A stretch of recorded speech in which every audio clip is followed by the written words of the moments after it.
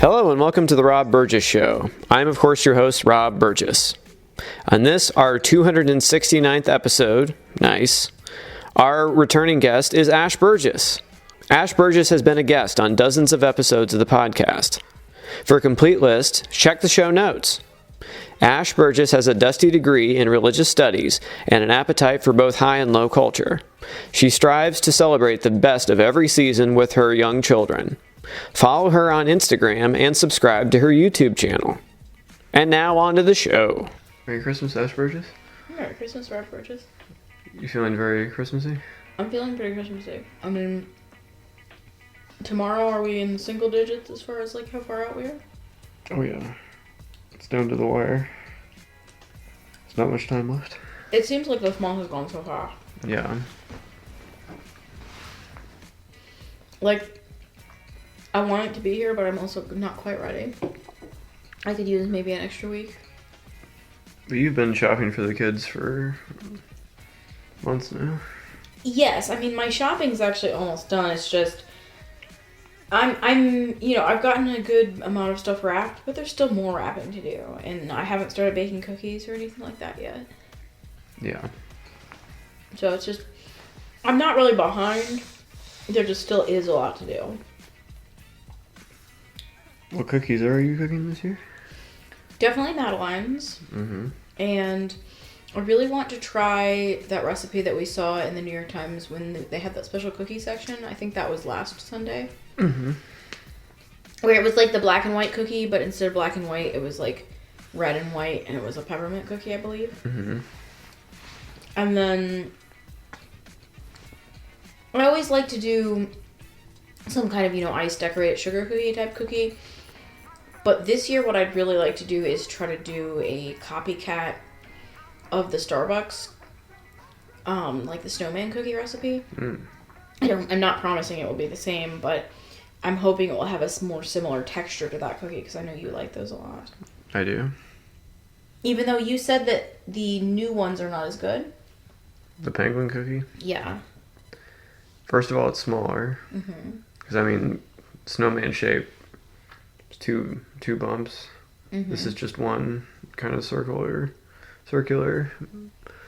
And then it's similar consistency in terms of, like, the cookie material, and even the frosting's somewhat the same, but there's something about how they had the sugar crystals on top or something that for some reason made it like Just made it pulled it all together. Yes, that's what provided the real winter breeze part of it or something. I don't know. It's just not the same. It's not bad. Like, it's not the penguin. Like, if I never had the snowman cookie and I just had the penguin cookie, I would probably think it was okay. But like, You just know I've seen the mountaintop and I know how good it can get. I'm a little torn though because I usually do peppermint blossoms, which is like a softer type sugar cookie, just like a little round with one of those Hershey's. It's the peppermint kiss, so it's like white and red striped, and it's like a white chocolate that tastes like peppermint, like in the center. Yeah. It's a lot of people have peanut butter blossoms, which is like a peanut butter cookie with just the regular Hershey's kiss, but I like to do the peppermint blossoms, but I don't know if I'll do those because it feels a little redundant if we're doing that white and red peppermint cookie, You don't like Hershey's Kisses other than the peppermint ones, though? I don't. What is it about the peppermint ones that do it for you? I mean, they're like a totally different material.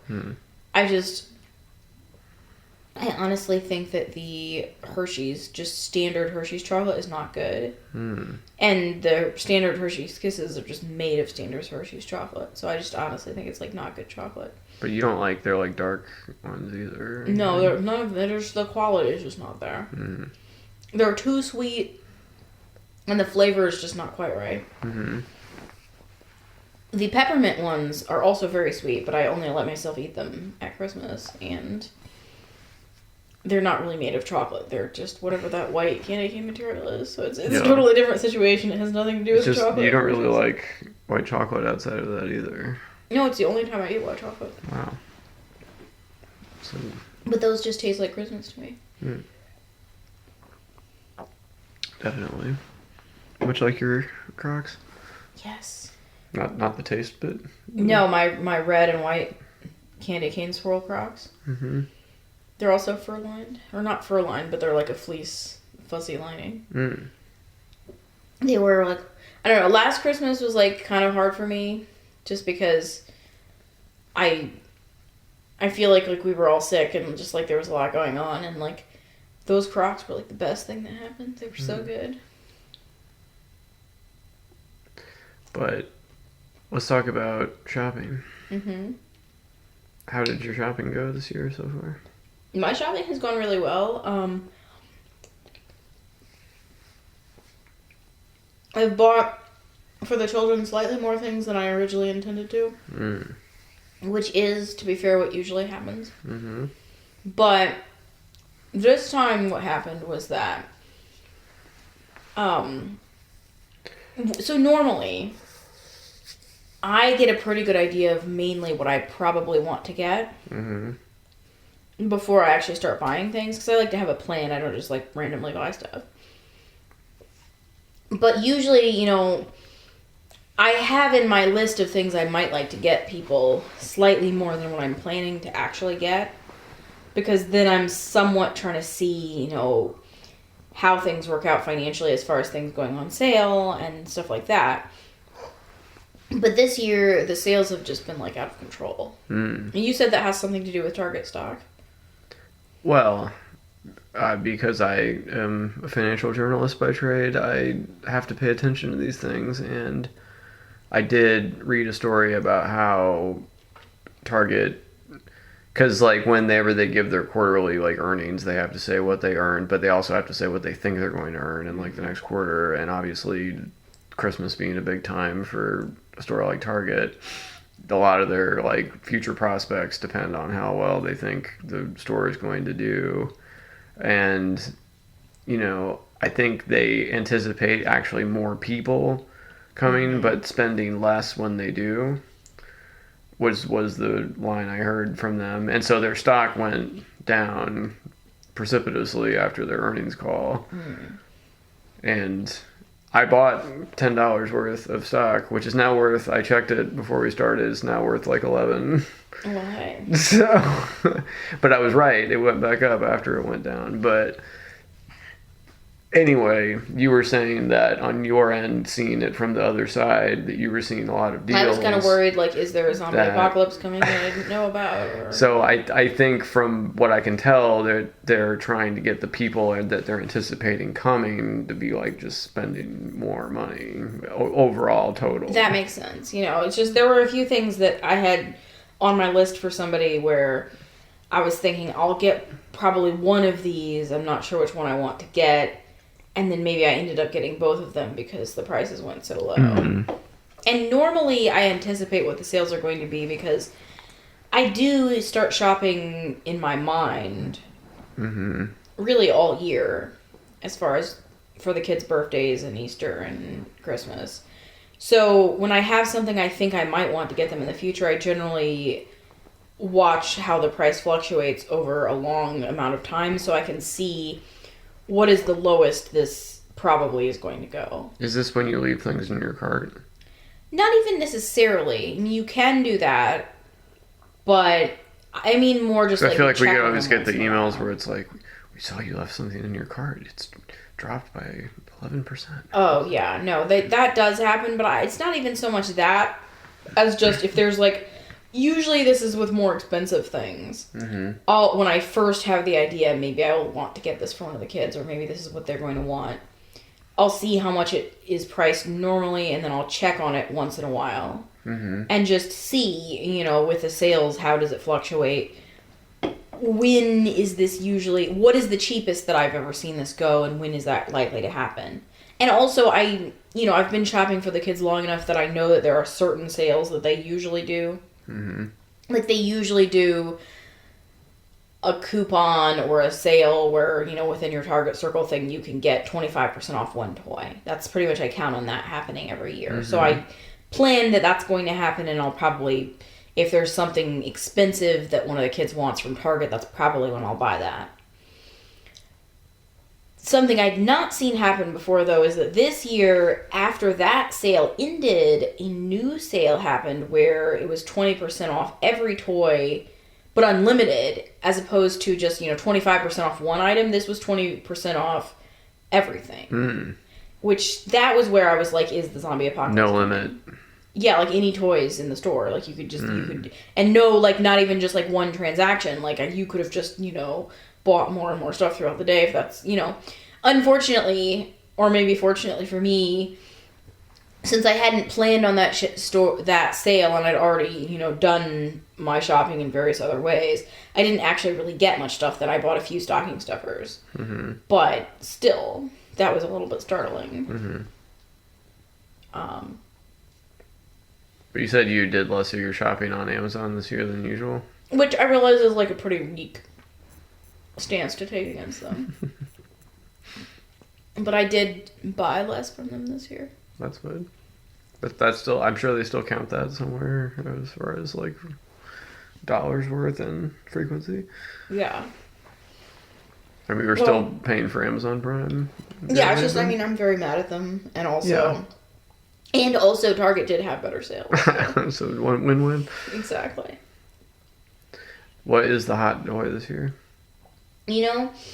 I've not been able to figure that out. And I haven't put as much energy into it. Usually I try to figure out what the thing is. Nothing, like, really caught my eye leading up to... Because usually leading up to the holiday season, I'll see something... It's something new. It's never the thing where it's like, this was the hot toy last year, so now we've made a slightly different version of it that we hope will be super hot this year. That's always like, no. It's something new that seems very exciting and interesting that everybody wants. I didn't really pinpoint what that was this year. I don't know if there's anything that's super hot. True, but maybe that's something that's hot for someone that isn't the age of children that we are. I don't know. Maybe, but when I look for hot toys, I'm not necessarily looking for hot toys that our kids would want so much as just generally what do I think is going to be the thing a lot of people want.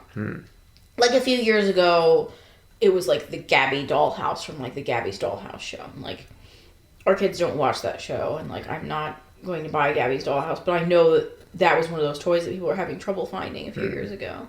But you didn't see anything in that Target catalog that... Nothing that seemed like a new standout, this is going to sell out, nobody's going to be able to get this type of thing. Which is a little bit disappointed. I enjoy being right about that. But no, I just didn't really see it. And of course, I don't have the advantage of our kids, if they went to school with a bunch of other kids, maybe, then I could be like, what are your friends asking for Christmas or whatever?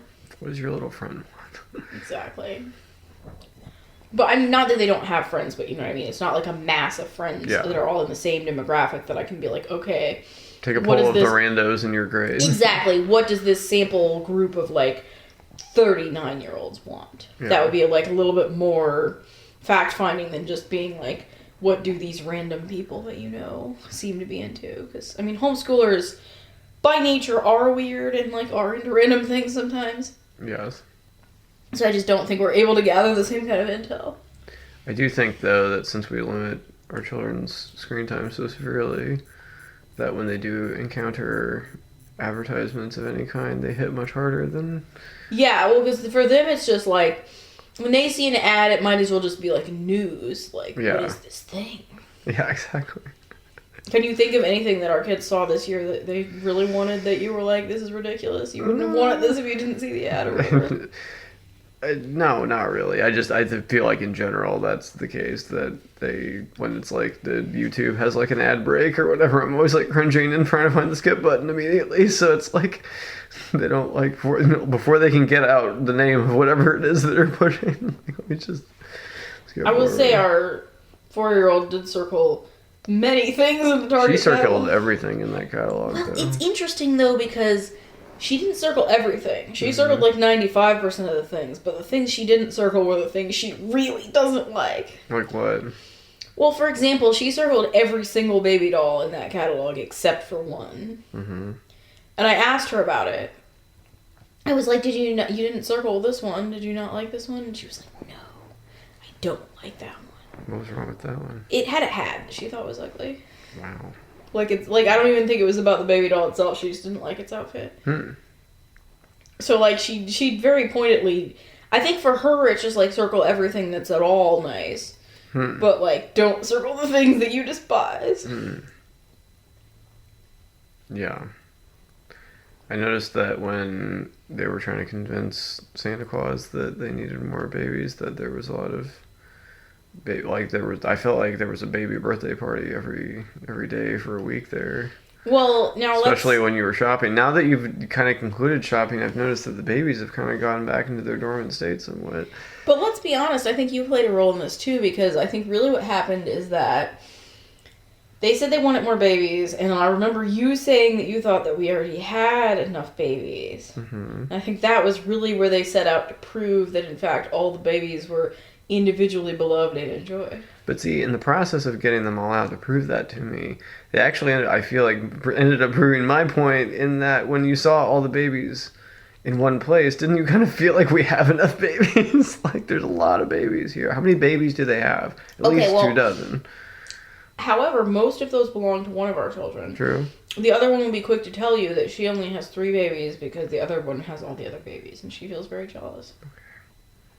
I feel like they both play with them a lot together, though. They do, but the thing is, I mean, I do think we have one child who... Both of them have certain babies that are very special to them. Yes. But... Like Scarlett. Yes, but like Scarlett, okay, so like... One of our children has one baby that she's intensely attached to. It sleeps in its own crib. It has its own American Girl doll crib, and she actually plays with that baby a lot. Yes. Our other daughter has a couple of babies that I would say are her top babies, and she plays with them a lot too, but I would also say that she plays with all the babies more. I would say Emerald probably plays with that one baby more even than Lilac plays with the babies in general. But really, she's mostly focused on that one baby unless she's doing something together with Lilac where they're having like a baby party or something. But Lilac, well, she has her couple of top babies. She definitely plays with the whole cast of babies much more frequently. And, of course, there was the Christmas miracle that occurred when Lulu Chu returned. Oh, yeah. We thought Lulu Chu was gone forever. Well, so when we Lost in the sands of time. When we moved, I actually kind of thought that I might have been like a murderer, because when we moved, I do remember in kind of like a fugue moving state. I don't know if I had said that we were getting rid of Lulu Chu or just if I had that thought in my mind, but I thought that maybe Lulu Chu had not come with us, and then it was noticed that Lulu Chu was not here. And there was a lot of searching and a lot of crying and a lot of wailing. And I was feeling so bad about it because Lilac was like distraught. I was actually like looking on eBay to see if like we could get like a copy of Lulu Chu. Wow. How was it looking? I mean, it was looking like I was going to definitely have to pay more for the used Lulu Chu than I had to pay for Lulu Chu originally, which I was not super thrilled about because I believe part of the reason that I originally may have thought about getting rid of Lulu Chu was that Lulu Chu is our only baby doll who talks. Her eyes open and close, and she sneezes, and she says Lulu Chu. She also snuffles. And she gets sick, and then you have to rush over, and you have to like give her the medicine. And basically, she's very cute, but also sometimes she talks like unexpectedly, and it's kind of freaky. Basically, your favorite type of child toy. Yes, exactly. So I wasn't really super thrilled about like rebuying that. Were you gonna have to get her cousin or something? Okay, so we have the brown-haired white Lulu. We have the like Caucasian Lulu Chu. And she's like a very like she's descended up the Caucasus Mountains. Yes, but she has brown, like she has like the brown hair that's kind of white, but also kind of like vague in the way where she could be European or she could be possibly just like a light-skinned Hispanic person or maybe from India, so probably like the most people are buying her if they're trying to buy the Luluchu that their child identifies with. Mm-hmm. So none of her seemed to be available anymore. So I was either going to have to go with African American Luluchu or blonde Luluchu. It's even better than what I wanted. Exactly. But I really wasn't thrilled about, like, paying more for, like, the new Luluchu's friend or whatever. And so I talked Lilac into just asking for, like, one of Luluchu's sister. Because Luluchu's a Baby Alive doll. So I said we could ask for one of her sisters, maybe, for Christmas. One that does not talk. So she has asked for one of the sisters for Christmas. But then I did find Luluchu in the garage. Amazing. So it was like a Christmas miracle. It and is. She was so happy to have Luluchu back that it felt like, you know. Although I will say I think it is partially because Luluchu wears a purple romper and you know how much she cares about outfits? Mm-hmm. And the color purple. Yes. Yes. Very personal. Very, very personal. But still, so it was a Christmas miracle. Luluchu has been returned. Mm-hmm. And if Santa does what Lilac asked for, there might be some Luluchu cousins also coming. But did Santa do what they wanted with respect to the high dolls? I don't think anybody put a high doll on their Christmas list. No? No. They know you wouldn't want them to do that. I would definitely dissuade them. Also, I think that a lot of their desire for a high doll is just, they enjoy bothering you about it. Okay, so why don't you explain for the people who don't know, what is a rainbow high doll? Rainbow High is a super popular type of doll, which I believe comes from some kind of I don't know if it's on Netflix or if it's just on like webisodes or what, but there's some sort of a TV show component. So there was a TV show first? That's what I'm not clear on. There's some sort of a entertainment component that I'm not tuned into, but they are dolls. I believe they're 11-inch dolls, so they're like, they're not huge like American Girl dolls, but they're bigger than Barbies. Mm-hmm. Like their heads are like way bigger than like a Barbie doll's head, and like just their general scale is larger. And they're themed, like, I think the original ones were just rainbow themed. So, like, you know, there's, like, a green one, and she has, like, green hair and a green outfit. And her name is probably, like, Jade, something else that's green, like Jade Willow or something. And there's a purple one, and so on and so forth. And then they've been doing these for so long, though, there's lots of them out there. So there's just the rainbow of colors, obviously, but then they had a whole time when they went into Shadow High, which I actually might want to start collecting the Shadow High dolls. Because the Shadow High ones are, like, desaturated. Like, they're either completely, like, grayscale, black and white, or sometimes they have a little bit of color, but it's very washed out. And they're supposed to be, like, the shadow versions of the Rainbow High ones. And then, recently, though, Rainbow High, I believe, has gone through some sort of rebranding to try to appeal to younger children, and as part of the rebranding, they had maybe already designed or already released, or they had already started manufacturing these ones that were supposed to be, like, you know how there's Shadow High, they were supposed to be Moonbeam High. But then they just decided they were not Moonbeam High, they were actually Rise and Shine Rainbow High dolls. So they look kind of like Rainbow High dolls, except that, like, you know how there are those glitter globes where it's basically like a plastic dome with glitter inside?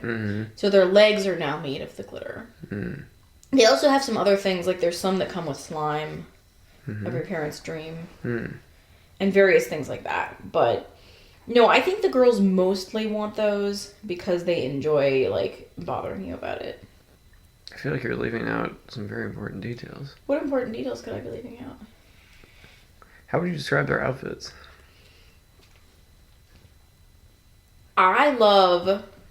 Here's what I'll say what I love about their outfits.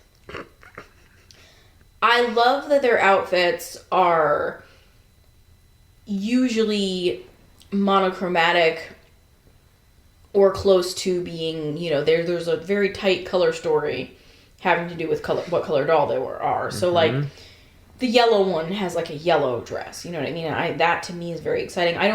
You know what I don't like? I don't like when things involve too many colors at once. I love when things are monochrome. Yeah. It's very, very appealing to me. There's probably like a name for this. I don't know, but I think you and Regis Philbin probably have the same gene. Did you ever notice how his like ties are exactly the same color as his shirts? Like this. Oh yeah, no, I think that was that on trend at some point or something? I think he started that trend. Oh, I think it wow. was because of him. It was called the Regis Philbin. Oh, okay. But like, okay, to me, like I become like distressed when too many colors are happening at once. So, like it feels like stressful to me. I like when things are like less. I love pigment and saturation, but like not when a lot of it's happening at once, if that makes sense. But so I think that's the great thing about them. I think the thing that you are concerned about is that... Not you. Only me. I have some concerns. I don't think I have quite as many concerns as you do. Some of them have outfits that one might consider to be... Some of us might consider to be not the most wholesome of clothes.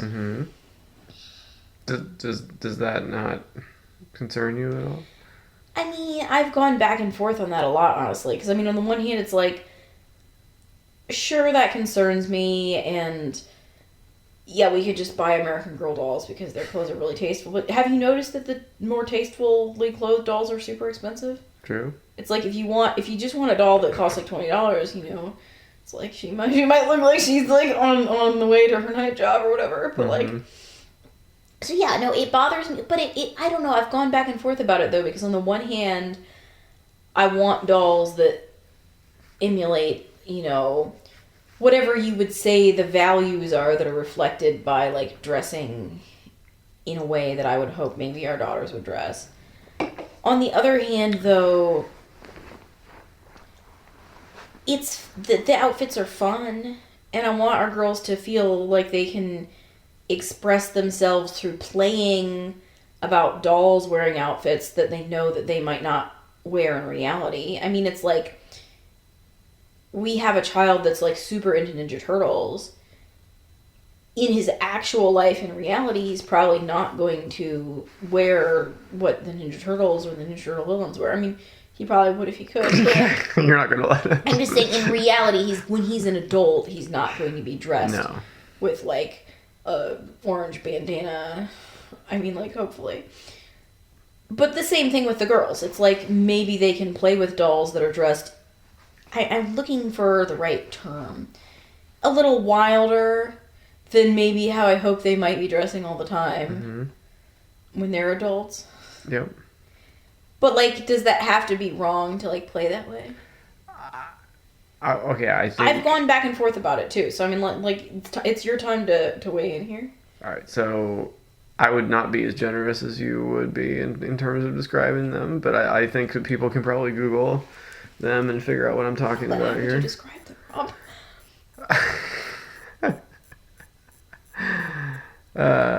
What to say? They don't look like they make their money, honestly. That's all I'm going to say. Like, at least Barbie, you know, Barbie dresses provocatively too sometimes. But Barbie has a career, okay? She's a career woman. But the Rainbow She's a High girl dolls boss are out not... here. Barbie's an adult. The Rainbow High girls are in high school. Even so, I mean, isn't there some high school version of Barbie at some point? You mean like Stacy? Yeah.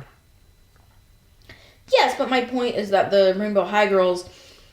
Actually, I don't feel like they're on their way to a career. Actually, I think that they're all going to a boarding school, and each of them has a special focus. So, like, one of them is, like, going for fashion design, and, like, another is learning to be a makeup artist. Okay. But, of course, we have seen time and again the concept of you coming down too hard on something and therefore making it irresistible to the person that you're trying to, like, control. So exactly. Like, if we say that they can't have Rainbow High dolls, it's just going to make them actually want them. That's why I'm not, like, you know what I mean? I'm not going to, like, burn them in the yard or whatever, but, like, you know, If we let them have some Rainbow High dolls, they're probably just going to, like, end up in the pile with all the matted hair Barbies, you know what I mean? Like, it's fine. Maybe. Okay, and it's more complicated, too, because it's probably confusing for them, because they know that you have issues with rainbow high dolls. And they do enjoy teasing you about them. But they also know that you bought me a rainbow high doll. Yes, but I'm not worried about you. And there were special circumstances. I only wanted that particular rainbow high doll because she is modeled after Cher from Clueless, my favorite movie. And she's like a perfect... Like, she has like the same outfits and like 2 outfits from the movie. Like, she's amazing. Yeah. Mm-hmm. I'm just saying, to them, those nuances are lost on them. It's just like... They know I have one, so that already makes it seem like something that someone might want to own. I think adults and, who have already established themselves in the world a little bit can probably be a little bit more free with... I just, I want to make sure I'm modeling good values in the... I don't know. I mean, I just have a visceral reaction to them. They make me uncomfortable. I don't like it. I don't like the Bratz. I don't like these rainbow high dolls. I don't like anything. I just watched that John Bonet thing, so I just that whole beauty pageant. You don't like anything where like a child is dressed. Don't dress up or act like, and then like when people are like, oh, he has a little boyfriend or she has a little boyfriend. Yeah, I mean that's gross. Like that's disgusting. Like stop it. Like they don't need to do that. We don't need to go there. There's plenty of time for that. I see what you're saying, and like I said, though, I've been back and forth about it because I think the thing is that there are aspects of them that I don't like. Like, I do think their clothing could be a little more wholesome, and I would like them more. But obviously, I like things that are color-coded. Mm. I mean, so the color coding really brings it over for you? It just seems like such an opportunity because you know how we have 2 children that have color names. Yes. So obviously I like when things are like a single and they like the colors. Color. So like, wouldn't it be fun for them to have the rainbow high dolls that are like the colors of their names? Sure. Kind of like how they each have a My Little Pony that's like the color. I don't have a problem with My Little Pony. Yeah, I mean, My Little Ponies are obviously a little more tame. I'm just saying. I'm not against color coding. It's not my issue at all. In fact, I think I may have even like blocked out that they were like the Rainbow Connection. You know what I mean? Like I was just like, you were just so upset by their outfits. Yes. You couldn't focus on their names. No, I see what you're saying. Like, there's aspects of it that are like distasteful. I still think there's like aspects of it that are kind of fun. But anyway, I have not purchased any rainbow high dolls this season, so the chances of any coming are not very good. Fair enough. But they wouldn't mind if Santa did put 1 or 2 in his sleigh? They would not mind. Okay. What are you most excited to give them? I'm almost afraid to say because, like, what if they're not asleep? And they're, like, eavesdropping from the next room? Emerald has glowing eyes, and she can also hear her through the wall, she said. And I feel like if anybody would be listening right now, they definitely would be them. So I'm almost afraid to say what I'm most excited about. Category of item. What are you generally most excited to be giving them? The creative things. Mm-hmm. That includes people can't see what I'm doing, so I may as well just not... Creative materials. Anything that, like, used to make other stuff, I think is exciting to me. Because, I mean, they're all so creative that it's fun to see them get new tools to use. What about you? I like the creative stuff. In some ways, I get a little bored by it, though, only because... But they're always wanting more. But, okay, here's my reasoning, though. I feel justified in buying them creative materials other times of the year. And so it feels a little bit less like... It's slightly like... I like buying them creative stuff, but it's slightly less thrilling because I feel justified... In theory, if they need some sort of art supply and we can afford it, I feel like I could just kind of randomly buy stuff if we need it. Although I don't know if we'll be able to afford the amount of clay that it's going to take to finish that entire human body. No, yes, one of our children did start a very large-scale project, and like I've actually been looking into like where we can get like a bulk order of the clay because like buying like the little kits with the clay is not going to be enough clay to finish out the project. Yes. But anyway, like, I do feel like that's something that, like, in January, if one of our kids needs more watercolor paints or something, I could buy that for them. But normally, the way I budget, I don't buy them any, like, random toys. Yeah. So for me, there's a little bit more of a thrill of getting to do that when it's, you know, Christmas or their birthday or, like, for the Easter basket. Mm-hmm. Because I don't do that at all during the year. Mm-hmm. Things that I do, like clothes, buy them other times, are slightly less thrilling for me at Christmas. Mm-hmm. It's not that I don't like getting them for them, it's just like... I get it. It's not that special zing of like, oh, I can get you something really special that I wouldn't get you otherwise. Yeah. But I'm also like more of a toy enthusiast.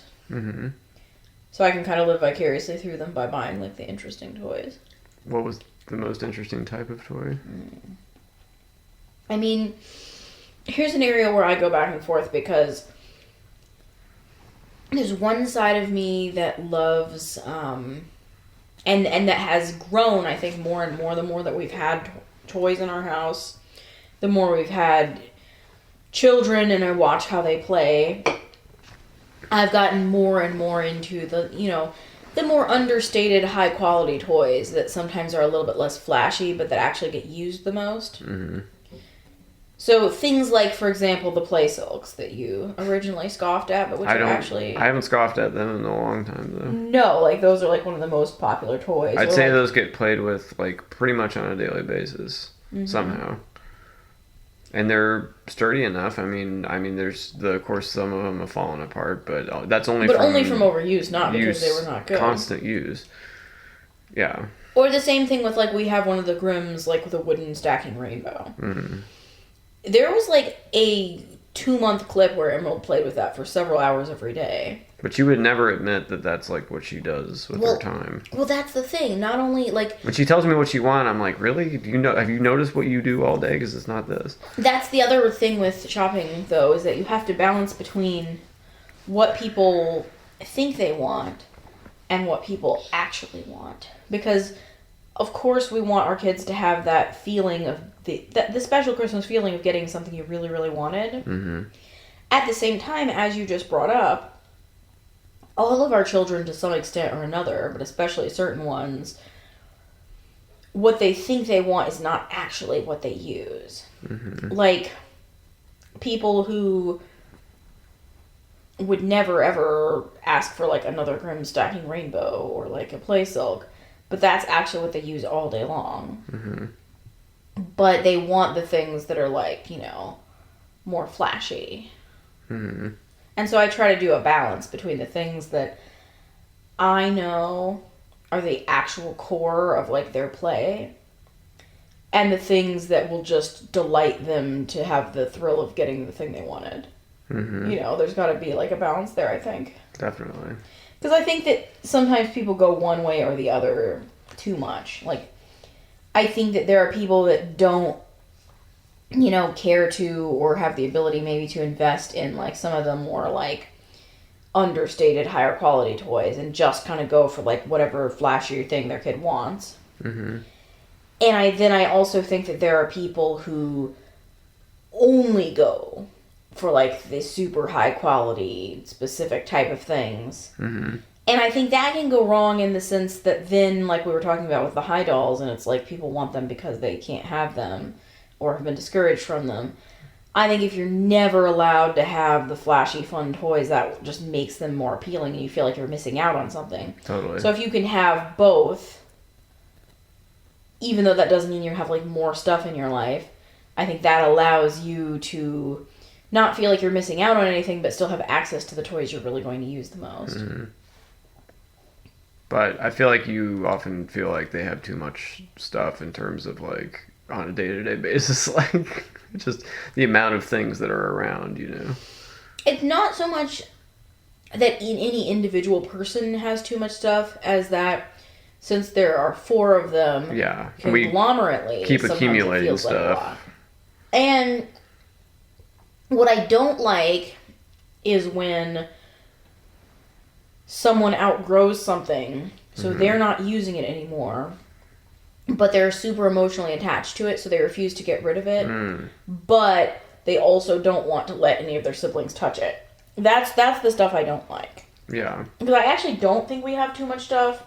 It's just that I get annoyed when I feel like we have If it's not dead being weight. if it's not being used. Like when we have something that's like huge and that no one is using because the little kids aren't allowed to touch it, but the big kids aren't actually using it anymore, then I'm just like, we should just get rid of this. Mm-hmm. But I've also learned a thing or two since I first started acquiring toys. Like, I've learned not to get things for a single person that I actually then think is going to just be something that we all can, like, use and enjoy. People get way too possessive. I've learned that some things need to be a family gift, even if they really are for a specific person, if I envision them then being used by other people down the road. Mm-hmm. That way it's like, no, that's not really yours.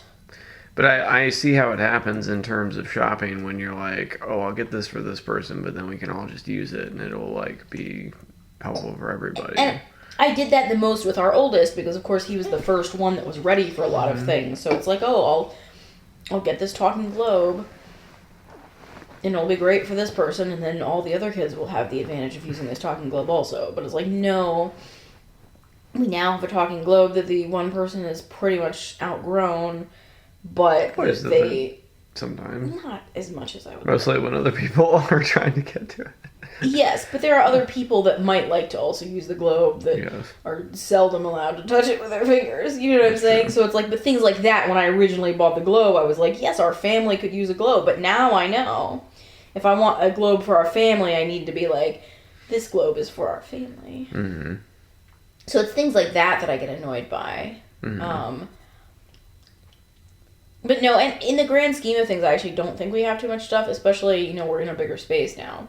When we were in a smaller space, I felt a little bit hemmed in. Mm-hmm. But how do you think that, I mean, I feel like I keep you kind of in the loop about how the shopping is going, but at the same time, I'm sure there's like some surprises for you.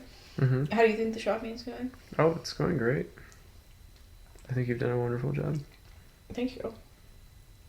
I feel like everyone should be pretty excited. Mm-hmm.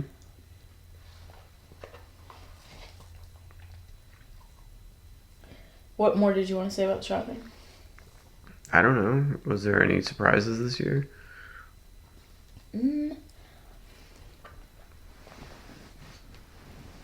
Surprises for me or surprises for the shopping? Either one. There were definitely some surprises of, like, people trying to change their lists at the last minute. Yeah. Well, like, I mean, our 4-year-old, I just don't think her idea of, like, what she wants is very formed. Mm-hmm. So I feel like she just, when I originally, and this is the one problem with shopping early, is that I feel like small children don't even remember what they said they wanted, or just will say random things that, like, maybe don't even exist. Mm-hmm. Like what? Just like a small pig with orange hair, or like just you know, just random things. Mm-hmm.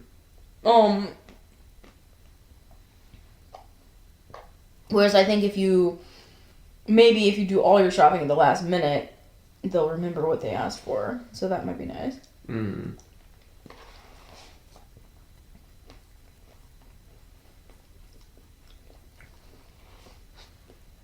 What do you think about what our kids are wanting this year? Not what they're getting, but just what they're wanting. I feel like it's for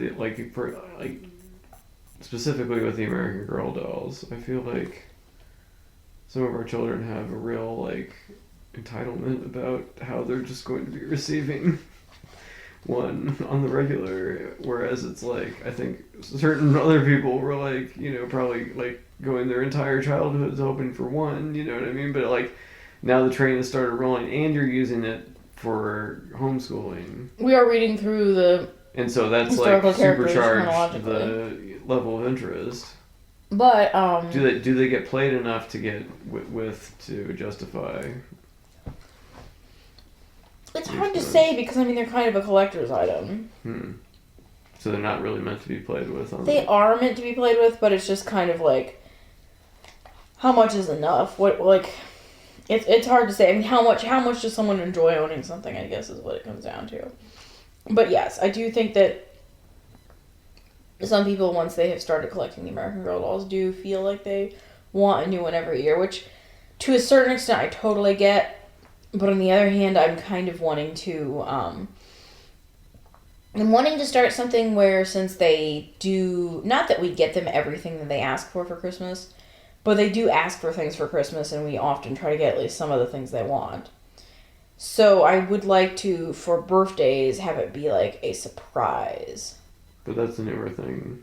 Well, just because there's lots of stuff that I've seen that they would love to have, but that I don't really have the budget for if I'm getting them expensive things that they have asked for. But I could surprise them with other things if I wasn't trying to make sure that I got so many things that they've asked for, you know? Mm-hmm. That makes sense. So that is something I would like to try. But also, Easter is not a list holiday either. No, but Easter, I mean, I've always kind of gone over the top for Easter, but I am wanting to scale Easter back a little bit, just because there's like 3 birthdays in our house at the end of April. Mm-hmm. So that kind of makes it seem like a little overwhelming. The timing definitely makes it, you know. Although I'm sure you'd feel somewhat the same way if it was all near Christmas too. Yes, like if we had a bunch of birthdays near Christmas, it would be a lot. Mm-hmm. Still, Easter, you don't like have to go overboard for Easter, so I could just like not. I mean, I realize I'm saying that now, but like, you know, when Easter actually comes. Of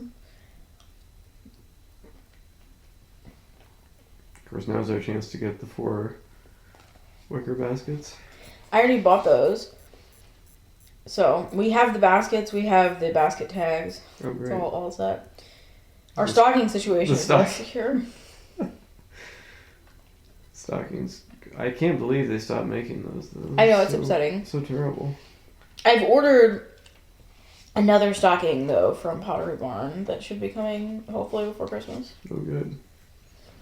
So, we've talked about how the general shopping is going. Mm-hmm. Do you want to talk about how the Christmas movies are going? I don't feel like the Christmas movies are going real well. Not the best. Well, you were, fortunately for you, not here yesterday when we watched Miracle on 34th Street. At first I felt kind of bad because I was like, oh man, this is like a classic. I should like stick around and see this. No, that movie, I remembered why I don't like that movie. It's about a murder trial. And I mean, like, it's terrible. It's basically like... It's also based on the screenplay from 1947, so I'm sure it's like... It's more than weird. 2 hours long. Yeah, that's... It's not a great movie for children because while there is a child that is one of the main characters, it's really not a child-centric storyline. It's basically like the main, like, A storyline is about how this department store needs to have good sales this year or it's going to, like, go out of business. Which would impact the child in question because their mom works for the department store. So theoretically, she would have to get another job. But it's less focused on, like, the girl worried about her mom being unemployed and more just focused on generally the store being like, oh no, our sales. And then the B storyline is about how the little girl wants the mom to get married with the, like, hot neighbor who's played by, I think, like, Dylan McDermott. Mm. So that she can have, like, a real family again or whatever. Mm. And the whole thing is, like, so boring and so long. And yes, there is a murder trial that takes, like, 45 minutes. It's, like, fake Santa. Okay, so real Santa comes and starts working as Santa at the department store, and so it's like reviving the department store's sales. But then a competing department store hires fake Santa, who was put out of work by real Santa, to goad real Santa into striking him with his cane And then, like, fake Santa goes down, and then real Santa is, like, arrested. And then there's a trial that goes on for... It's not really... Okay, and here's the thing. I think the kids were confused. They said it's a murder trial. I don't think it's a murder trial. I think it's, like... They're trying to have real Santa committed. But, like, he's trying to prove that he's the real Santa. In a trial setting. Yeah, so they bring in, like, a bunch of witnesses who are really just people from previously in the story that are like, yes, it is Santa. And, like, a reindeer comes and, like, all kinds of stuff. And it's terrible. And very uncomfortable because so many things happen in the movie that just feel uncomfortable. Like, the mom who works at the department store keeps letting the neighbor, who's obviously in love with her, babysit the little girl, which seems a little weird. Like, hey, single man who lives in my apartment, would you like to babysit this child? And then he wants to date, like, the babysitter / guy who lives in the apartments, who also happens to be a lawyer who represents Santa later in the trial, wants to date the mom. So then he hires real Santa to babysit, which is like, okay, it wasn't enough that you're letting this strange man in your apartment babysit. Now you can also just let this strange old man babysit, who currently at the time when you hire him as a babysitter, you actually think might be delusional. But it's okay for him to babysit. I don't know. There's, like, a lot of weird things like that happen that are just like, what is the thought process here? Oh, and then there's a surprise wedding, too. Because, okay, so... And then the mom is kind of mean, too. Like, this seemed really cruel to me. Okay, so during the part of the movie where the mom / woman who works at the department store thinks that Santa is not real and that he's a delusional old man, and the little girl is, like, starting to believe that he could be real. And so then she's like, well, it starts out nice because she's like, well, honey, you're free to believe whatever you want to believe. But then she's like, why don't you ask Santa for something that I don't know that you want and that you would never ask me for? And then on Christmas morning, if you get it, you'll know that Santa was real. And if you don't get it, you'll know that he was really pretend. Which, at this point, she obviously thinks he is pretend, so she's, like, really setting her daughter up to be completely crushed on Christmas morning, right? So, like, that's kind of terrible. And then the little girl asks Santa for a new daddy and a baby brother, and she also wants this, like, country house that they went to, like, do some, like, catalog photographs for, like, the department store, which is a lot to ask for. But Santa makes it happen by tricking the mom and the hot neighbor guy into getting married. He doesn't trick them into getting married, but, like, okay, so neighbor guy actually did propose earlier when he went on the date with the mom and had Santa Claus babysit, right? So Santa Claus / strange delusional man is babysitting. Neighbor guy takes woman out and proposes. She says no. And she does have, like, feelings of regret, though. Santa, after the girl wishes that she could have a dad, along with the house and the baby brother, Santa writes a note to the guy that's like, meet me at this church on Christmas Eve.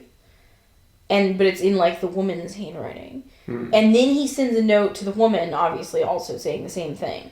So both of them show up at the church on Christmas Eve thinking that they've been invited by the other one. And then when they get there, like, the moment that the woman walks in, the organ starts playing the bridal march. And both of them are like, did you set this up? And then they're like, no, it wasn't me. And then rather than just being like, this is so weird, and also I think you're lying, because wouldn't you think the other one's lying if you walked into the scenario? Instead, they just, like, decide that they might as well get married. Wow. And they get surprised, though, because Santa magically makes a really, really large diamond ring appear. So then they're like really excited. Wow. So yeah, just many things happened that were just like not the best.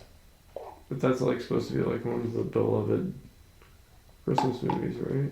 I did not enjoy it, and I don't think the kids did either. But it's played by Richard Attenborough, You mean Richard Attenborough, the guy from Jurassic Park? yeah. No. It seemed very terrible on a variety of levels. Mm-hmm.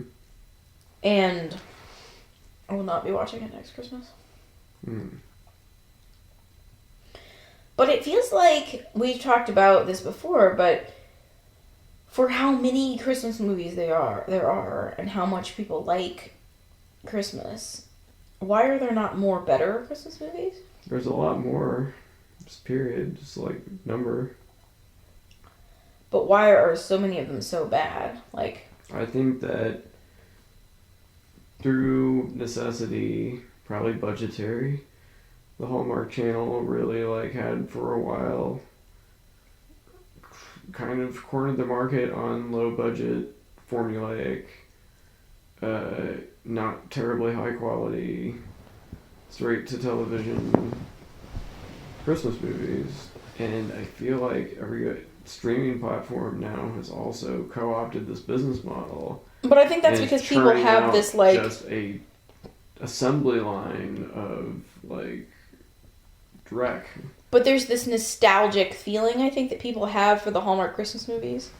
But it's the idea of it more than the actual Christmas movie, because like I just feel like a lot of those movies are just terrible. I mean, that one that we watched with Lindsay Lohan recently was very terrible. It's very bad. What was that one called? I don't even remember. The one where I actually thought the premise was good. Mm-hmm. Because Lindsay Lohan and her friend, they're like high school, they're best friends and they're dating, they're high school sweethearts. They break up though because like he kind of inappropriately proposes at the wrong time because he's trying to stop her from pursuing this opportunity where she's going to move to London. Mm-hmm. And then they just don't speak for 10 years. But then they are each separately, unbeknownst to themselves, dating the sibling of each other. So like she's dating this guy and he's dating this girl who are siblings, and they're both going home for Christmas with their significant others, so then it's like awkward. That I thought that premise was not bad. Mm-hmm. The execution was horrible. Mm-hmm. And then we watched another movie that had Lindsay Lohan in it that was actually super cute, but it turned out to not be a Christmas movie. But that one was Irish Wish. That was super cute though, right? Yeah. But not even like it was. I mean, I think it was why supposed was to be it like even summer or something. suggested to us? I mean, it also had Lindsay Lohan in it, and I don't know if she seemed like she maybe made them at similar times. Sure. I was confused though because we had seen that terrible one, and then we saw the ad for the Irish Wish, and we also saw that there was a third one, which I think is also a Christmas movie where she's like working at a hotel or something. Which also feels like terrible. Didn't we start watching that and turn it off because it was so bad? Just watched like 5 minutes and then we bailed. But so you can see how I got confused and thought that the Irish Wish movie was a Christmas movie when in fact it was not. Yeah. But there's more Christmas movies than ever, but so many of them are terrible. And not in like a fun, terrible way, but like, what was the one there the person was in the snow globe? That was confusing, yes. And then Did the person like pass out occasionally and go inside the snow globe when they had fainted? I don't remember. It was very odd. And then, what about the one where there was a Christian woman in the Jewish No, wedding? that was worse than the snow globe. Because like, was it called like A Jew for Christmas or something? Wasn't You said it, not me. It was very bad. Like, because the whole movie acted as though not only was this man Jewish, but he had somehow not ever encountered any traditions of Christianity at all. So, like, I feel like there was a scene where he, like, wept with happiness when she, like, brought a Christmas tree into his life, and it was, like, so beautiful in his living room. Even though she did, to be fair, she did decorate it with, like, blue lights and, like, Star of Davids to make it, like, She was Jewish. trying trying to be a comedy. But also, I felt like it was really insulting. Like, it felt kind of like, I don't know, sort of like racist or something. Like, I mean, it felt something about it was really off. Mm-hmm. Like, the whole idea, because, like, even though I think it was supposed to be, like, a balance of, like, he gets to know about Christmas and she gets to know about Judaism. And then Really, it's more about him getting to know about Christianity. It did feel like it was more of him getting to know about Christianity, even though she, like, made him the weird Star of David Christmas tree. It felt wrong somehow. Mm-hmm. Very, very wrong. Yes. Wasn't right. It was definitely not right. Yeah, but this is the level of film that we're really dealing with here. But, like, I feel like most of the, like, staples I've seen so many times, and it doesn't even feel like that long ago since the last time I watched them. Well, it's just because now life, you know, we're old enough, I feel like, that the year races by so quickly that it's like, I literally feel like I was watching this movie last week. I don't need to see this again. Yeah. I was so pleasantly surprised, though, by the newer Grinch movie. Yeah, that was good. Because I think we had just somehow not seen that because, I mean, obviously we've seen the older one and then the live action Jim Carrey one, which I know that some people love, but I just can't quite, it does not do it for me. Mm. But the newer cartoon one was very cute. Like, it was cuter than I was expecting. Yeah, it was fun to look at. It's delightful. Yeah, and it was nice. Like, they didn't make the Grinch's meanness so over the top that it felt ugly. Mm-hmm. You know? Yeah, everything about the live action Grinch is ugly, though. I do not like that at all. Like, even, like, the Who's are, like, all, like... Yeah, like, grotesque. Yeah, grotesque is definitely the word.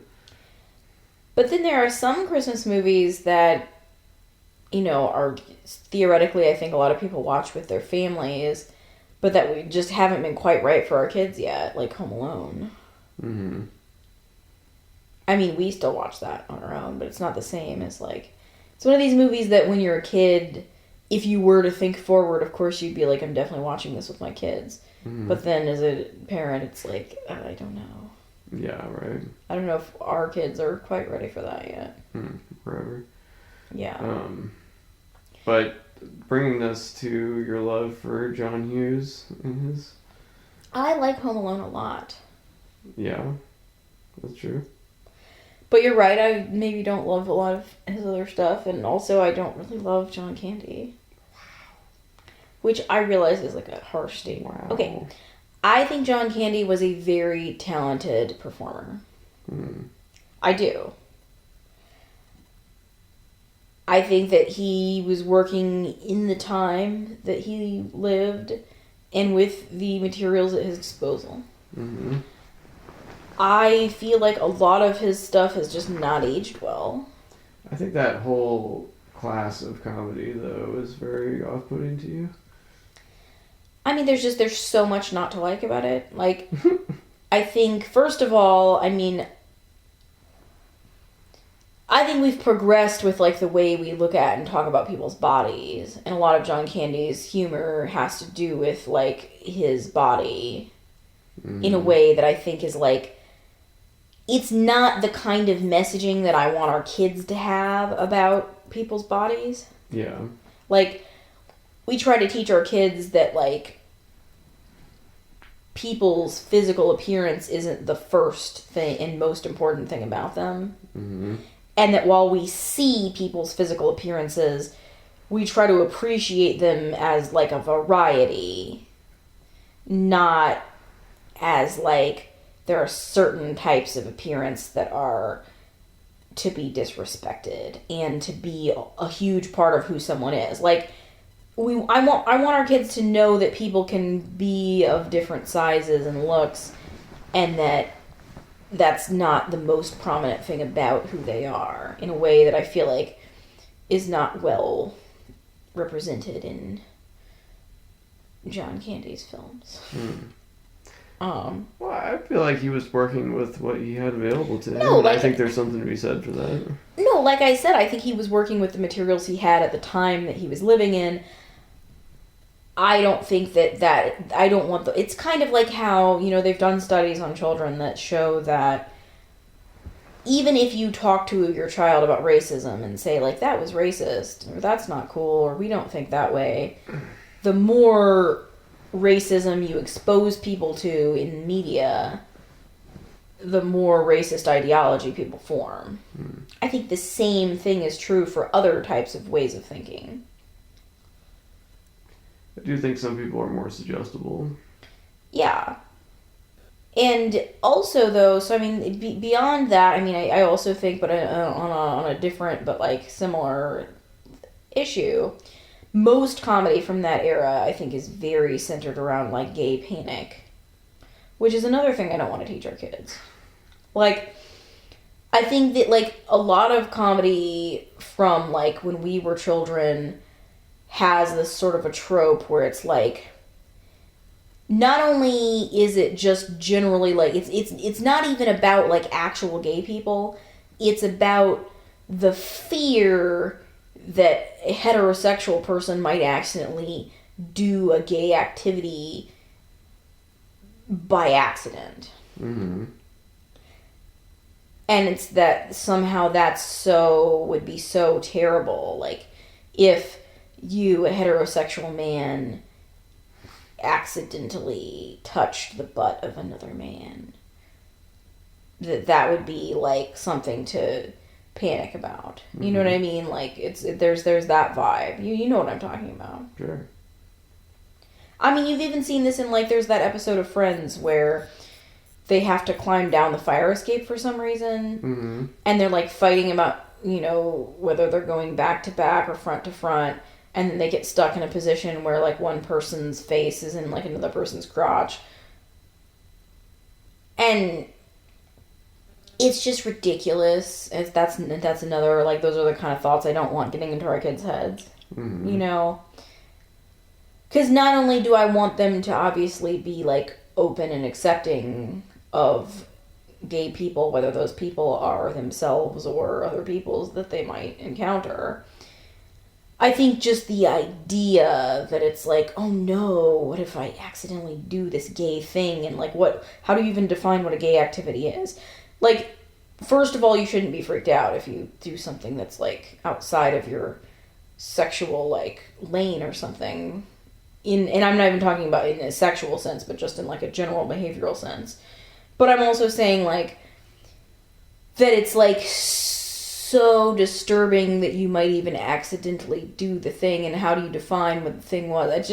It's a whole road that I generally try to steer our kids away from things that are going to like get that kind of like ideology into them, you know? And another thing. No, but first, I was waiting for what were you going to say about that, because I do have one more. I have one more point of contention about this whole era of comedy. And this is somewhat related, I guess, to the previous topic, because it's about, you know, because I was just talking about like the general like 90s gay panic, 80s and 90s, really, but also relatedly the toxic masculinity. It's like the Chevy Chase character in Christmas Vacation.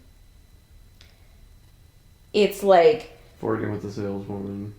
Yeah, it's disgusting. And the way that those movies are structured, you're supposed to think, not only is it supposed to be like funny that Chevy Chase is like such a horn dog, but it kind of makes it seem like that's just like the normal way for like a man to behave, or like that's really how all men secretly think. And I don't want our children to think that that is the normal way for a man to behave, or that that is secretly how all men think. Because I think it's belittling to men. Because I'd like to think that some of you are better than that.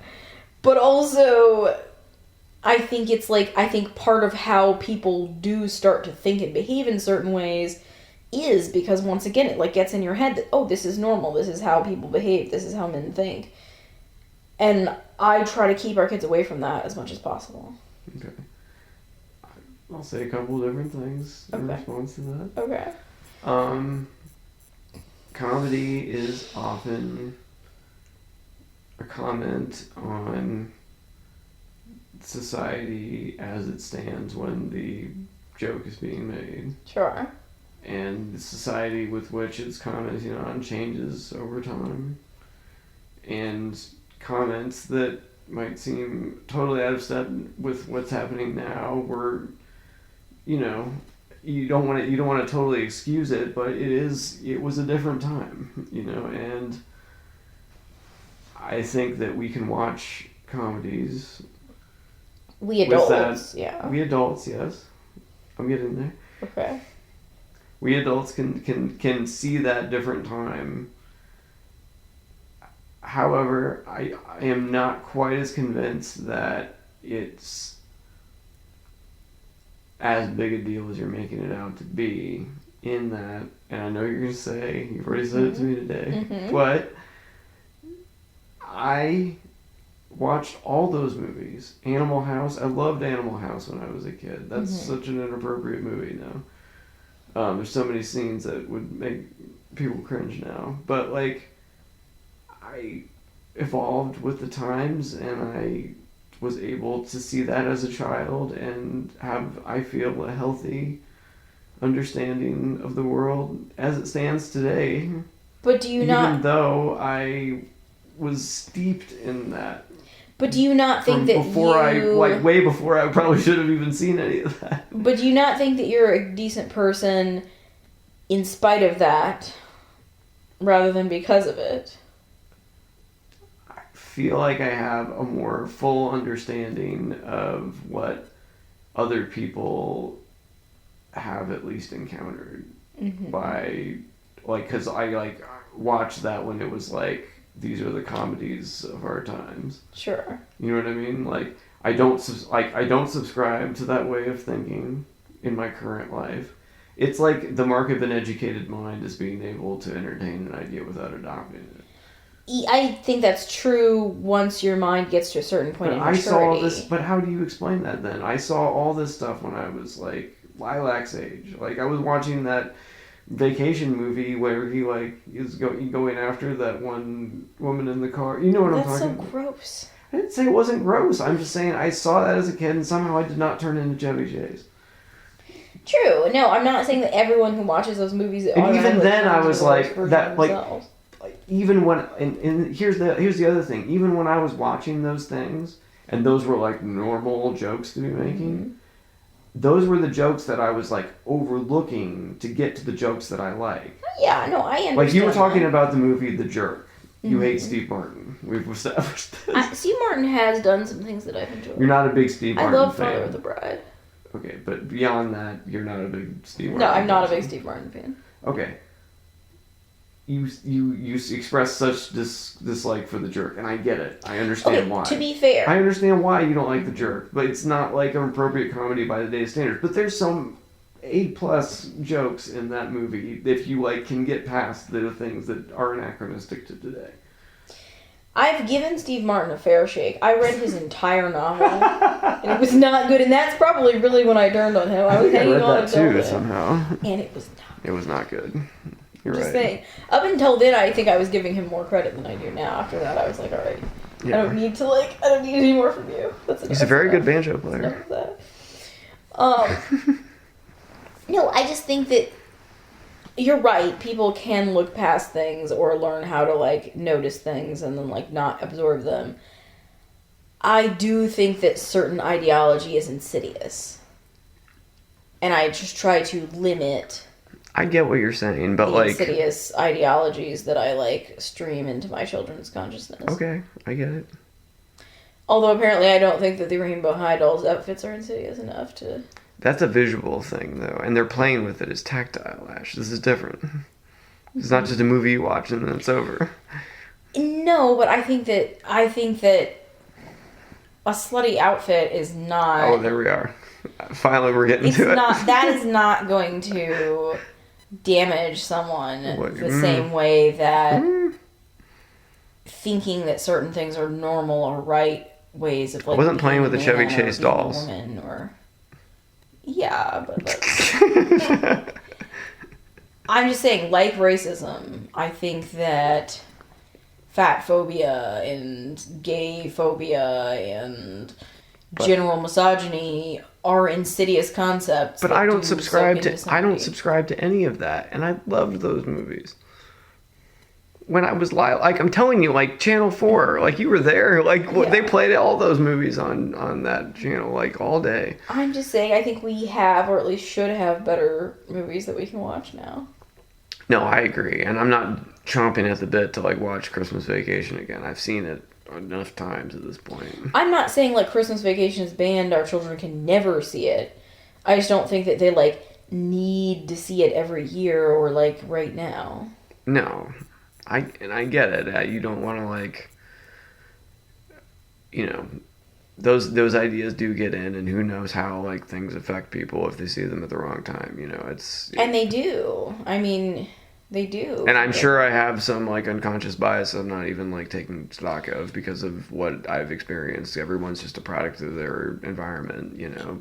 And you may have had to learn and grow past some of the things that. But I still felt like when I was watching those movies, I was like, that wasn't the thing I was there for. Like I was like something I tolerated because I was really excited about the other jokes that I was going to get to experience. Because like, I'm not saying that has no effect, but I'm saying like I think the greater effect is like what people experience in their lived experience.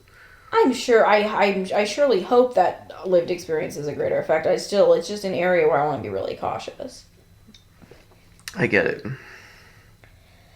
And I mean, we're generally so cautious with what our kids see anyway. Mm-hmm. Yes. That I think, you know, in a way, I think if we were less cautious in general, people get kind of desensitized, almost inoculated against certain things, like a little bit, by seeing more.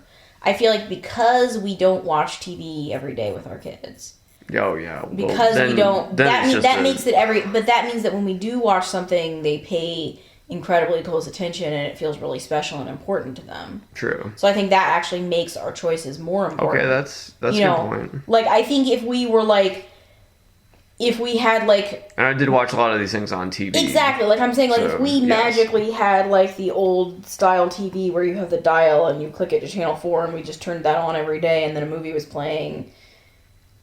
That's different than if we sit the kids down and are like, this is our special once a week movie night. We are now going to show you this fine film. Mm-hmm. I just think that elevates the importance, and that makes them, they're paying attention, and the ideas are really like vibrant for them in a way that's different than if it's just kind of like, oh, we've turned on the TV, this movie's halfway over, we might as well like watch it. I think that's the best point you've made so far.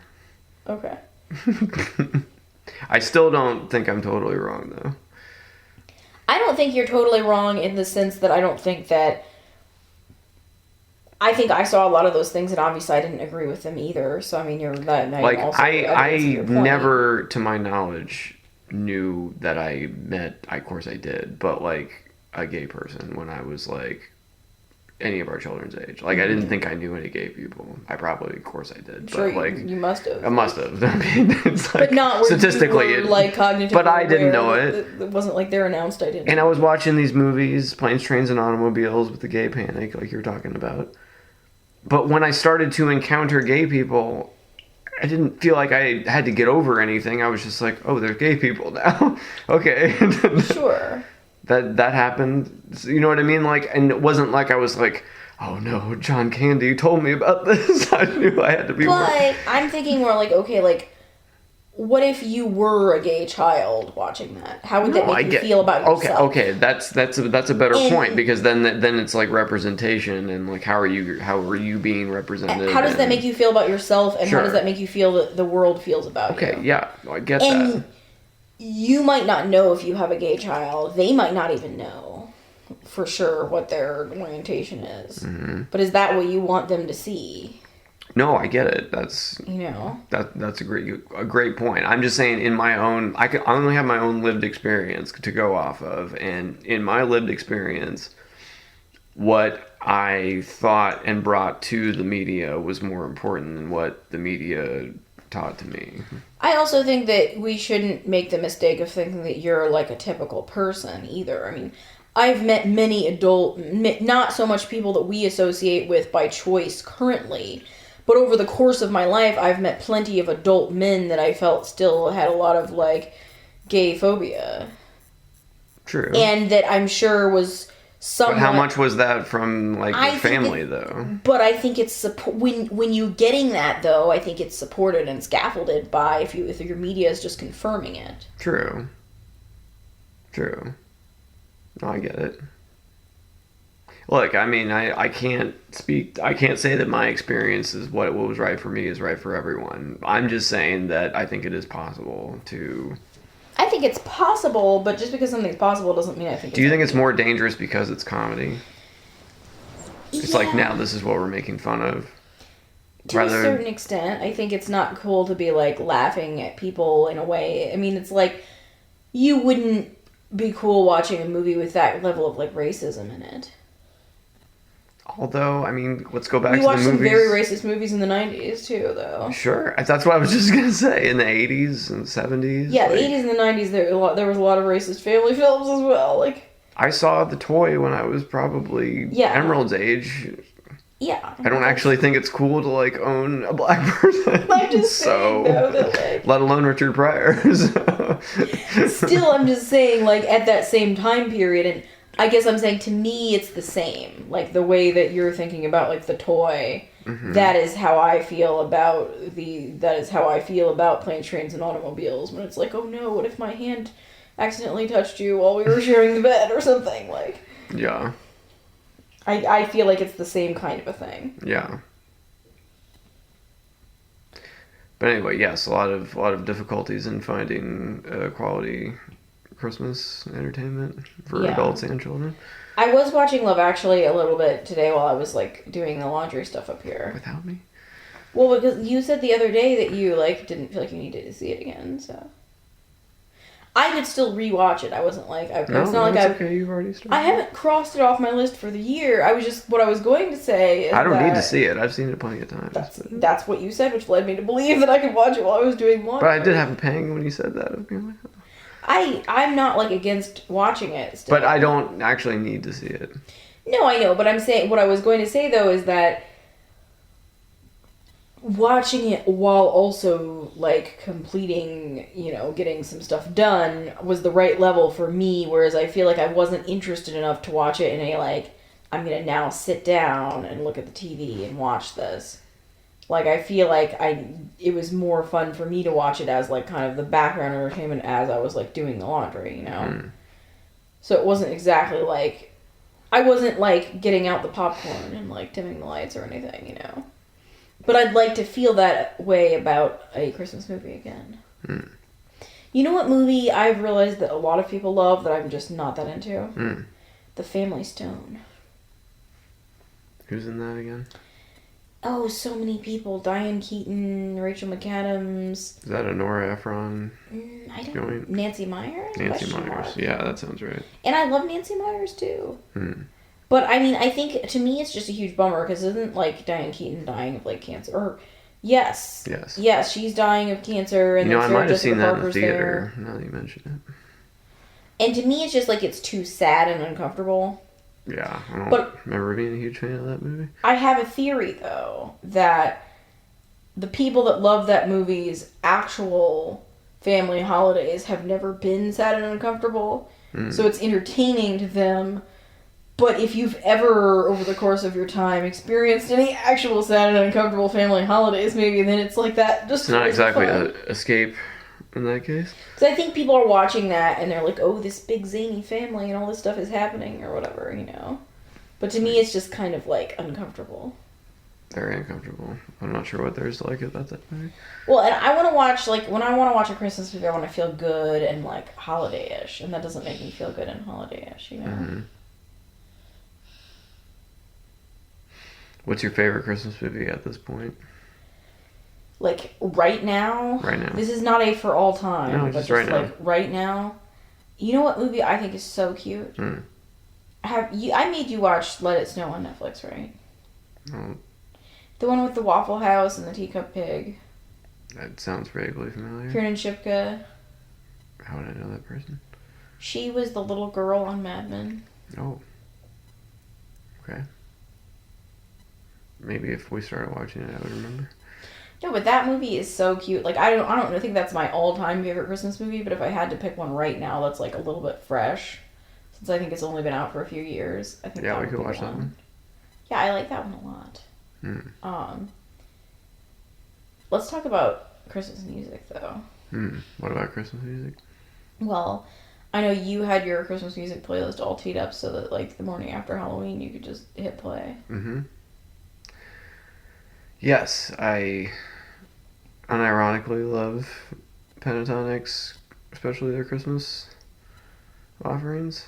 I just think it's amazing. I love cover songs that are in a different style than the original. I am a total sucker for close harmonies. I think acapella is really, it's like, if I still had guilty pleasures, it would be a guilty pleasure, but I don't have guilty pleasures anymore. Just pleasures. I just have pleasure. Yeah, it's the full package, and it's probably the most like fundamentalist Christian thing about me, frankly. I'll tell you what Christmas music I don't like, though. What? Okay, I think that Taylor Swift does some really nice Christmas song covers. Here we go. I do not care for that Christmas Tree Farm song. Well, you're wrong, but it's all right. And I don't care about the fact that apparently she really did have a Christmas Tree Farm when she was a little girl. Or something. That doesn't matter to you at all. It matters a little bit, but not enough to make it a good song. Like, I'm sorry, My Heart is a Christmas Tree Farm. No, you're okay. I know it's in my heart But do you know, because it changes the entire meaning? The heart itself is not the Christmas tree. Honestly, to me, it doesn't matter whether her heart is the Christmas tree farm or in my heart. There's a Christmas tree farm. There is inside. Her heart is very big, and this is just one part of it. She has like a realistic backstory to cover for having written that song. Realistic. It's try real. I feel like that song seems like it. Even though it's real, it seems fake. But you just don't like Taylor Swift. It's okay. That is not true. It's okay. Just admit it. Just admit you don't like Taylor Swift. I like many Taylor Swift songs. Like? I really like that Snow on the Beach song. Okay. And I also really like many of her other works. I love those too. Including several. Which Emerald enjoys listening to and dancing around to. Alright. I mean, I like all the typical, like Shake It Off and like all those, like, you know. Sure. Who doesn't? No, I actually, like, the more you guys have listened to Taylor Swift, the more I've come around to her work. I just don't think that Christmas Tree song is very good. You mean the Christmas Tree Farm song? Uh-huh. The disrespect. But it's okay. I mean, there's no accounting for taste. It's all right. It's not that good of a song. It feels... Well, hold on. I was willing to give you... It feels like a song that was, like, written by a computer program for a Hallmark movie. At this point, all Christmas music is contrived. It's formulaic by nature. It has to be. It fits certain... Her covers of other Christmas songs are way better than that song. Okay, but that's and because she's an amazing musician. But I'm not even generally, like, I have, like, pretty high standards for covers, and I think her covers are good. Okay. Yeah, she has made me like songs that I didn't even care for. Yeah, so, no, she is an amazing musician. You know that one Train song? Yeah. Tell me, did you go across the sun? Milky Way? I don't even like that song. But she did a cover of that song that made me like that song. Yeah, no, she's a good musician. I'm just saying that her Christmas Tree Farm song is not good. 3 words. My goodness. All right. Well, you're wrong, but it's okay. Don't be right all the time. I bet there are other people out there that agree with me. I don't know where they are. I don't know. You have to find them because I think most people are hiding because we're afraid of being attacked. You just have to admit. Just get on. There's plenty of room on the bandwagon. Okay, this is like a slight diversion from the general topic of Christmas, but like, at what point do you think the Taylor Swift bubble is going to burst? No, never. But never going broke. No, I don't mean like she's gonna go broke. I just mean like in the sense of like, at what point do you think the like fervor, the mania, the hype will have gone as high as it can possibly go, and never general $100. population's esteem of her will start to deflate. So you think that like when we die, yes, she's still whenever that is, going? she's still gonna be a head in a jar, but still producing hits. Cause I'm just saying, like, you know, like her popularity level, like she's bigger than the Beatles, right? I mean, she's sales wise, yes.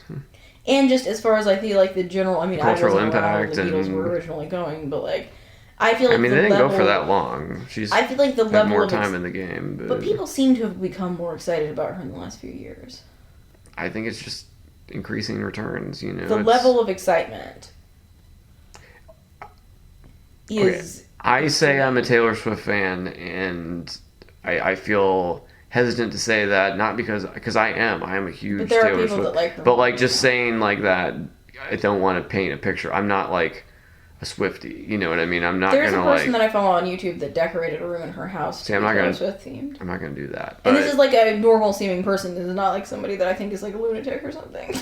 I mean, the word lunatic is a little bit. I respect her as a songwriter, a performer, a guitarist. Like, I have a business person. Like, I have so much respect for her up and down.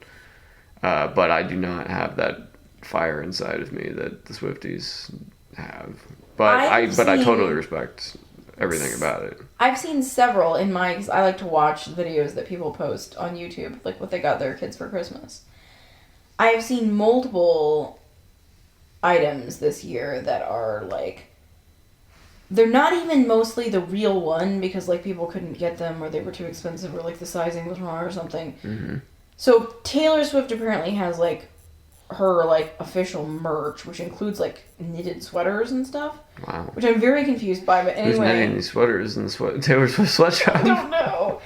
But there's this one, it's the folklore sweater. It basically looks like a big chunky white cardigan, but then it has kind of like some black appliqué stars on like part of it. And it's, I don't know what this means or why, but it's the folklore cardigan, and I've seen this in several videos. Like many little girls are getting the folklore Taylor Swift cardigan for Christmas. And like, I don't understand what's happening. Yeah, I can't explain it, and you know, but I do think it cuts across many different age demographics. I think that really helps.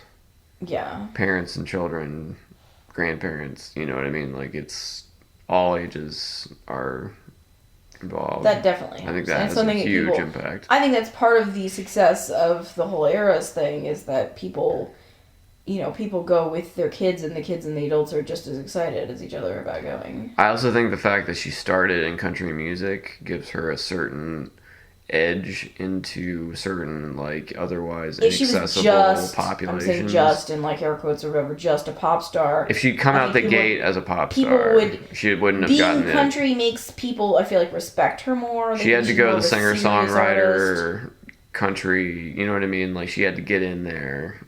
Also, first. I think that definitely taps into like different demographics too, somewhat. Yes, I think that's very true. But yeah, I think her 1989 album, having listened back to all her albums, really was what pushed her into the mainstream. That had "Shake It Off." Yeah, "Shake It Off" was very big. What else was on there? "Blank Space." Okay. But going back to Christmas. Yes. I actually did order the girls some Taylor Swift themed Christmas sweatshirts. They're not Taylor Swift themed, they're just like inspired. Nice. They're from Target, but they have like a disco ball in front or a mirror ball. And on the back it says like "In My Jolly Era." Nice. Yes, we need to pick this up actually tomorrow. Yeah. But I was excited about those. But see, now Taylor Swift, there's a good role model. I'm talking about role models. Yeah, but like some of her, have you seen some of her outfits? I guarantee you I can find a picture of Taylor Swift performing in an outfit that would make the Rainbow High dolls look like they're like on their way to a nice wholesome day at Catholic school. Yeah, but she can do the Scrooge McDuck dive into the money Are you saying pile. that the fact that she's made all the money makes it okay for her to wear this slutty outfit? Yes. Interesting. Because she is a owner. So you want to know how genius Taylor Swift is? they wouldn't give her publishing back to her. She was like, hey, what's up? You know, you're making all this money off my publishing. And they're like, tough, we own it. Ha, we'll do whatever we want with it. She's like, no, guess what? I'm going to go back and I'm going to re-record every single song on every single album that you own, but I'm going to do it as my version. I'm going to sell it. Oh, you mean the Taylor's version? Yes, that's what that's all about. Okay. She owns the Taylor versions, and she gets all the money from that now. They don't get any of it, and she recorded note for note every song that she did, so that she now gets, like, she redid all her stuff, and she owns that. That's to me that's is very genius. Smart. Like yes, that's super smart. And she's done that with she's systematically. I love it. I think it's great. But anybody that does that can wear whatever they want. The Rainbow High girls, they're not doing that. But I think that, like, you know, you gotta start somewhere. Fair enough. You're supposed to dress for the job you want, not the job you have. Well, apparently they want. Never mind. I'm saying, if you want to be successful like Taylor Swift, why not wear fun outfits too?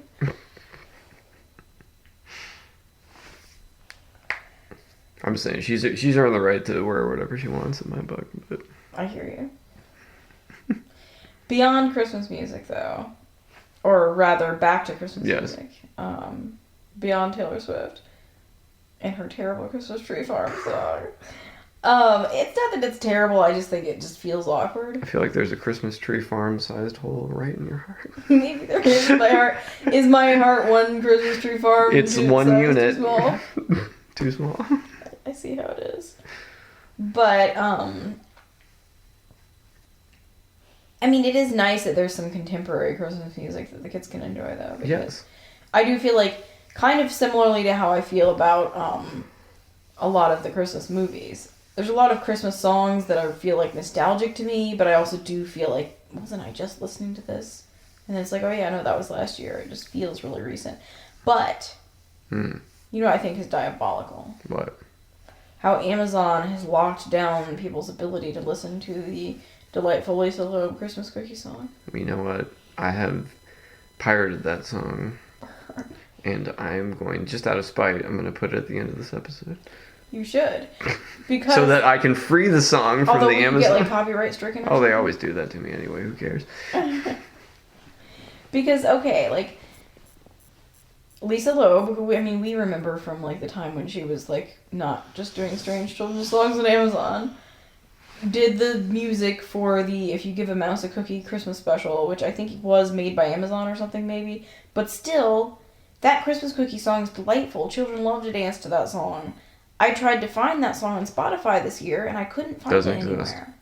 Doesn't exist on YouTube? No, I searched. I searched and anywhere. Searched. I couldn't find it anywhere. The only place I could find it was in Amazon Music, and I would either have to start a subscription, which I'm still kind of salty about the fact that that's not included with our Prime membership. Should be. And additionally, so I either have to start that membership, or I could, like, buy the song for, like, $4 or something.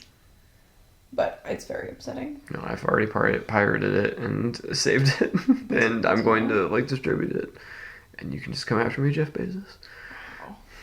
Wow.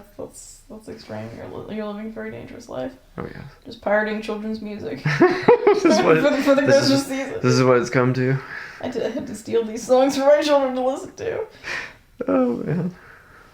But, so yeah, no, I'm kind of salty about that, because that's a delightful song. Belongs on my mix of all-time holiday bangers, right beside Fa Fa Fa Frankenstein. Man, that was another one that was hard to find.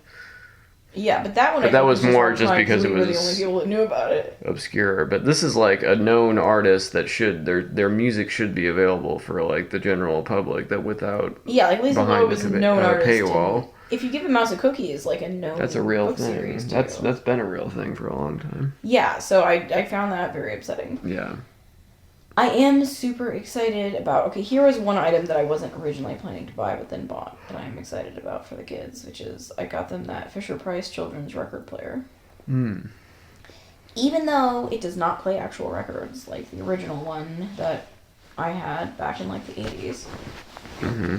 Like, my brother had the, like, orange plastic one that actually played real records. And I don't understand why they can't, like, still make that. Are you sure it wasn't like special records that were made just for that thing?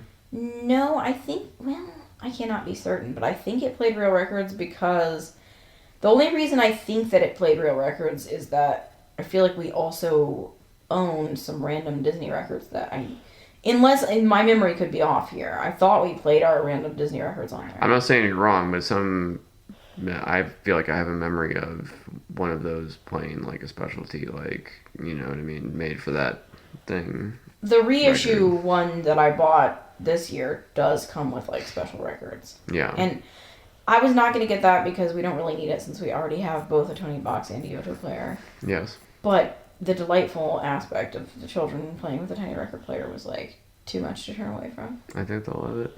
And that brings us to another thing in that our children know how to use anachronistic technology without being shown. You mean because like our children have, so we have the little play kitchen. It's the like KidCraft vintage kitchen, and it comes with a wall phone, which we've never had a wall phone, and they've never spent a significant amount of time at anyone's house where I would think that there was a wall phone present. They've seen it somewhere. Like maybe in passing on an occasional like family film or something. Like when remember when they came to my office? I had a phone in my office. Yeah, but I mean they only came to your office like 2 or 3 times, right? Like yeah, not enough still, to be like this is what a phone can look like. They've seen movies. Like in passing, like I guess in Jingle All the Way, maybe like when Parent Trap. Yeah, there are some phones, but still, I'm talking about like Kingsley. He's not even paying attention to those movies. Fair. He still picks up that phone and walks around the living room talking on it, and he makes faces that make me think that we look really distressed when we're on the phone. Yeah. Like he looks like he's having like a real serious, like really upsetting call. Yeah. He's got his brow all furrowed and pacing back and forth, doing big hand gestures. Exactly. But they do totally know how to use that technology. Also, I mean, he does have that. I don't think that he would actually connect this to the real thing, but you know that one toy, which I think is lost in the car somewhere, that's like the iPod? Mm-hmm. I feel like that toy isn't realistic enough that if he saw a real iPod, he would understand that it's like the thing. No. Still. Yeah. It's so funny that it's like a kid's toy modeled after a technology we don't even use as adults anymore. Like within the time we've had kids, we've gone from from using it to not. Well, we were just talking about this the other day, how like the iPod was like so hot, and then now it's not even a thing, really, is it? Is it a thing at all? I mean, they don't make it anymore, but I think people like still like sell them used, maybe. But as I asked, how would you then load the things onto it? Would it even connect to your computer? Like? With the Apple updates, who knows? Like maybe you would have to get an old computer But even then, it's like I feel like it would be a very complicated situation. Seems hard. I'm not sure. I'm not sure if they've like bricked all those or something, but. I mean, in theory, couldn't your phone do everything that your iPod could do as far as, like, you could store songs inside of your phone? I think as soon as the phone, like, took hold and it had enough storage, I think it was, like, there was no way they were going to keep going. But, like, I did like how it was kind of, like, not connected to the internet. Like, you know it was just for music, and that was nice. Yeah, exactly. Yeah, no, I enjoyed my iPod very much. Oh, sure.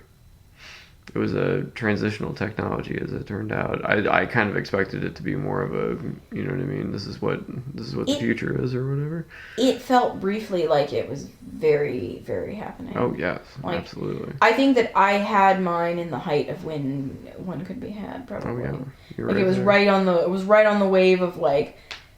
It was right past the point where only the early adopters had it, when it was becoming like everyone who manages to have the money to get this is having it. Mm-hmm. And it felt very, like, I used it so much. Mm-hmm. I wouldn't use it as much now, though. No.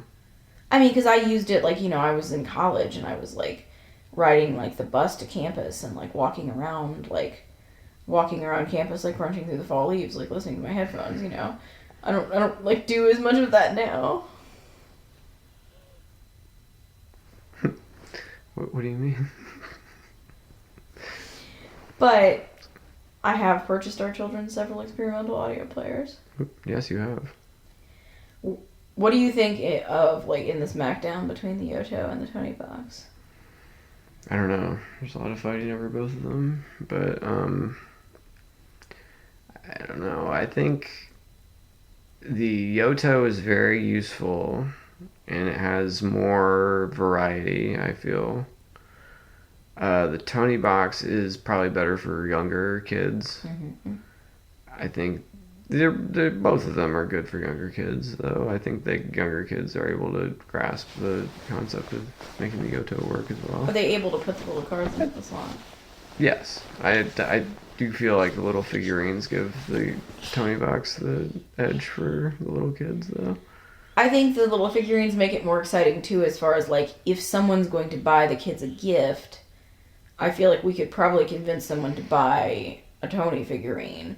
Whereas it's a little harder to be like, buy these little cards that we're gonna put in. But I think if you don't have the Yoto, you don't understand how useful the card system is. Yes, it's much harder, I think, for like, I'm imagining like someone like maybe our parents' age or something. Yoto probably doesn't seem because it gives them the option of doing different things, but in a way that like you're not worried about them interacting with the like physical media. It's like a closed system. It's not a closed system. It can't like go randomly onto the internet and do it. Exactly. I mean, it can connect to Wi-Fi, but it only connects to like the Yoto station.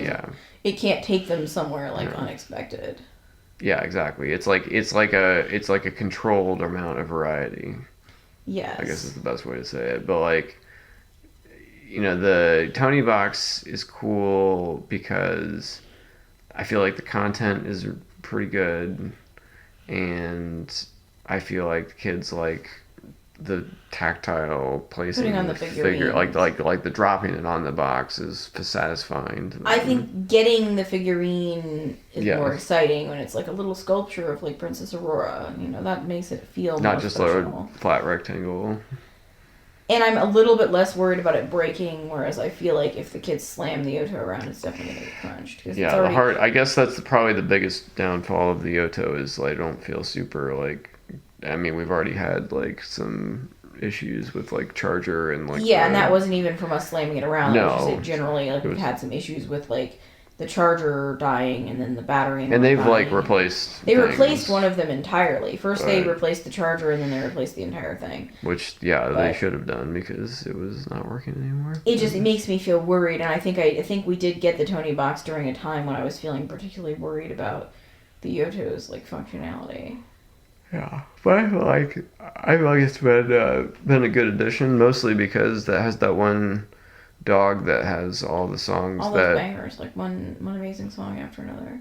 Well, songs that personally I wouldn't pick to play for them, but when they hear them, it's an instant hit. Yeah, that was the one thing that I underestimated, because that was the Tony that it came with. So the little figurine it came with is like a dog. And it plays, just classic nursery rhymes like the Muffin Man, and like I know. But I'm not gonna search the Muffin Man on YouTube. Fly songs so much. Yes, I know. She loves that one. She dances. She spins. She's like it's her jam, more than I ever would have anticipated. I never would have typed that into any search engine. Been like, hey kids, here's a delightful song about a woman who swallowed a fly. Let's all dance. But like I listen to all those songs, but like. There's another issue of we don't watch like cartoons and stuff. And I think a lot of those type of songs, if you just are like have the TV on, you come across those songs.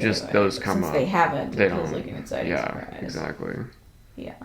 But I mean, those are timeless songs for a reason. This is very true. But back on like the subject of like Christmas things. Mm-hmm. So, we've talked about Christmas movies and we've talked about, like, Christmas music and Christmas cookies. But, like, we made a bold, surprising purchase the other day. Mm. We've, like, cast ourselves into new territory, right? Oh, for our Christmas tree? The owners of a white Christmas tree. Yeah, I like it. I'm excited. I feel like sometimes people have strong feelings like white lights or colored lights or fake or real. Or that actually reminds me, fake or real reminds me of I accidentally came across a video from I think we talked a few episodes back about the whole like Arian Williams and her like Texas Mom Talk situation? Yes, we did. So I came across a, like, mom talk video that was, like... It's one of these, like, clickbait where it's like, oh, haha, at the end, it's the joke is the thing. You know what I'm talking about. Mm-hmm. So, there's all the women, and, like, they're wearing sort of, like, slutty Santa costume is, like, the most, with, like, kind of a very cleavage showing type of situation. Mm-hmm. And for each one of them, so off-screen, Erin Williams is, like, real or fake? And, you know, each one of them answers, like, they're, like... like real or like obviously fake or definitely real or totally natural. You know what I mean? Mm-hmm. And then at the end it pans to a Christmas tree and it's like, do you like a real tree or a fake tree? But anyway, I do think people tend to have strong feelings about like real or fake and like white lights or colored lights. Mm-hmm. And at this point in my life I feel very flexible. Yeah, go any direction. I mean, because I had such strong feelings for a long time about having a real tree. But you think you might be allergic now, right? Yes, I mean that's really that's one of the main reasons why I've kind of swayed in the direction of having a fake tree. But it's like I think I had like impassioned like reasoning for why the real tree was so superior. And there are nice things about real trees because then you can have a Christmas tree farm in your heart. But is that why you don't have a Christmas tree farm in your heart? Is it because I've gone over to having a fake tree? Didn't get a real Christmas Do I just have a plastic smelting plant in my heart now? Apparently that's not enough. No, I do miss the real tree in a lot of ways. Like, there's... Nothing looks better, nothing smells better. I don't miss our pets drinking the water from beneath the real tree and then peeing. That's really terrible. That was terrible, and it just was always happening. I don't miss... the horrible allergies. Yeah. So, I mean, for those reasons, I'm fine with the fake tree. But also, like, in general, I think green is a good color for a Christmas tree. I've always kind of wanted to possibly get a pink tree, though. Mm-hmm. And then just impulsively, the white tree seemed like a good idea when you saw one that looked good. Yeah. So that's what I'm saying. I don't know if I feel strongly about it anymore. I think I've become very flexible. But I mean, I think we've talked about this before, how like sometimes as an adult, you realize that there are things that you thought like favorites. When you're a kid, you have favorites of like everything, and you think it really matters. And then as an adult, I feel like I have a few favorites, but a lot of things it's like, I don't know, what's your favorite food? Mm-hmm. Like, I mean, I guess if I had to tell you what your favorite food is, I'd probably guess tacos. But still, you have other foods that you like almost as well as tacos, probably, right? Like pizza?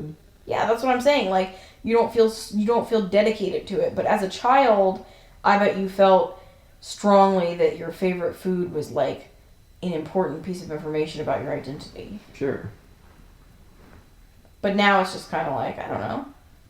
Some days you feel like pizza, other days you feel like tacos. Mm-hmm. Most of the time, maybe I feel like a green tree, but one day I might feel like a pink tree, except that this year, randomly, I felt like a white tree. Mm-hmm. You know what I mean? Totally. But white's good because it's bright, and I think it lends itself to accessorization. I'm excited to get, like, some ornaments and stuff up, and we just have to get the ornaments and then wait till Kingsley goes to sleep and then sneak out and decorate it, because I think the more he sees us picking at the tree, the more he's going to pick at it, and it's just going to be wild. Mm-hmm. I also don't think I'm going to put any presents out until, like, Christmas Eve. You shouldn't. Just because, I mean, It's too stressful. there's no way that we can get anyone to not pick at them. They're going to open them. Kingsley will just open them and it'll happen so fast we won't even be able to stop him. He'll be standing there with, like, two, like, crumpled fists of paper, like, screaming. I have a feeling he's going to enjoy ripping the wrapping paper this year. He's going to love it. He really knows how to crinkle and pull and tear. Second Christmas, that's where it's at. I know, I'm really, really excited for him. Mm-hmm. He's going to love it. He is. I mean, hopefully it's, like, chill in the sense that he doesn't get, like, overwhelmed, you know? Mm-hmm. When, like, too much is happening. Totally. But I think it'll be good. Although apparently he thinks we need to get Bluey for his stocking. Mm. You heard what he said the other day Mm-hmm. when he snuck in here with you to look at the stocking things. Yeah. And he looked over at his pile and he was like, Bluey. Mm-hmm. You remember that, right? He was Bluey. It's true. I still haven't actually figured out what I'm going to do about that, though. Mm. Because I don't know if I really want to get any more Bluey stuff. I was trying to see if I could find, like, a ball that had, like, Bluey on it or something. Mm. You might like that. Yeah, I think you would. How do you feel about, like, stocking stuffers in general? I know for some people that's, like, the favorite. To get or receive? Both. I like... Probably my favorite thing is assembling them for other people. That's super fair. Do you feel, like, invigorated or frustrated by the parameters of having to get stuff that fits inside the stocking? No, it's kind of nice to have, like, some constraints. Well, you were asking me the other day, how do you determine if something goes in the stocking or under the tree, when size-wise it could potentially go in the stocking? Mm. Yeah, it's I guess just a judgment call. I have an idea of how I judge it, but the idea isn't so fixed that it's like a hard and fast rule. Like, if it can fit in the stocking, it might be for the stocking. But if it's going to be the person's favorite gift, it should go under the tree. Because the stocking is like the appetizer, not the main course. Because you would do it first, I mean. Yeah, I guess if we opened our stockings, I think some people maybe open their stockings later, and that would totally change. Yes. Is that true? Yes, there are people that do all kinds of things. There are people that open the presents first, and then they leisurely open the stockings later in the day. Seems totally backwards to me. I know, it really does. You can sit there and, like, look at the stocking and not know what's in You're it. opening all your tree gifts and the stockings just, like, hanging out, waiting to be examined. Psychotic. I think that there are some people that even maybe open the stockings, like, on Christmas Eve or, like, something like that. Yeah. So, yeah, I think there's lots of different stocking ways. Also, I think there are some people that don't totally stuff the stocking. I think there are some people that just put, like, one or two random things in the stocking. Hmm. Whereas we always, like, pack the stockings. Hmm. Like, I think the stocking should be overflowing. Doesn't look right unless something's sticking out the top. You're right? Exactly. But I do think some people just leave, like, just put one or two things in there. It's just... I'd rather have a loose toe area than have something shoved all the way down there and have the top be all floppy. But I think just the whole thing. No, I know. I know, but I'm just saying, like, even if I didn't have enough, I would still want something going out the top. That's fair. Speaking of floppy, though, I'm upset because, like, half the candy canes that I ordered from Target for pickup are broken. Yeah, well, that makes sense. I don't know if we should, like, try to exchange them. Probably. Although this late in the game, I'm worried that they'll be out of the good flavors. Probably will. Or, I mean, there are some that are okay, so should I just keep them? I mean, if it makes any difference, I don't see myself eating a lot of candy canes. But you don't know what flavor I got, do you? No. When you see the delicious flavor, what if you are so excited that you do eat a lot of candy canes? It would probably be better if I didn't eat a lot of candy canes. But should I take them back and get you a worse flavor then? No, I want to enjoy the ones I do eat. Okay. So then, I mean, really, if there's just a couple unbroken ones, you'll probably be fine, right? Sure. I saw the cutest thing, though, where you take the miniature peppermint candy canes, and you put them on a nonstick baking sheet, and you melt them in the oven for, like, a few minutes, just so they're not actually, like, melted, but just so they get, like, soft and pliable. And you take two of them, and you kind of bend them a little bit, and wrap them together, and they look like a bow made of candy cane material. Mm. Which I would totally make if any of our children liked eating candy canes, but they do not. They don't like them at all. Maybe, see, I think Emerald could potentially like them, though, because she likes mint chocolate chip ice cream. But you're missing the chocolate chip and the ice cream. Yes, that's true, because I think the last time I tried to give anybody a candy cane, they just, like, screamed and screamed. Have you seen what happens when you try to brush their teeth with the mint toothpaste? Yes, but when I tried to give them a candy cane, they acted like I was trying to brush their teeth. I mean, it's pretty much the same result. It's strange, though, because I know every generation says that, like, the generation below them is soft or something, but, like, I feel like when I was a child, I liked mint candy canes. And also brushed with mint toothpaste. Except for when my parents bought this really terrible licorice kind, but that's a side problem. Wow. I'm just saying, I think I could brush with mint toothpaste and also eat a candy cane when I was like 7 years old. Not to brag or anything. My children have never had to endure a Werther's original. Yeah, it definitely did. Hey, Werther's originals don't taste terrible. They were just like the only candy that like any older person ever had. Is there a reason that older people like those? I think they remind them of, the candy of their childhood, maybe. Does it remind them of like when you went to like the general store? You get like 3 Mary Janes in like Little for House a on the penny Prairie and like yeah, exactly. The glass jars. Yeah. Yeah. Still, I feel like many old people are very like unusually devoted to those. Yes. I was saying like they don't even know what they don't know. Right. But speaking of Christmas candy, what do you think the kids will like the most this year? I don't know. It's hard to say. I got them some Nerds ropes. They'll be excited about those. We were talking about this.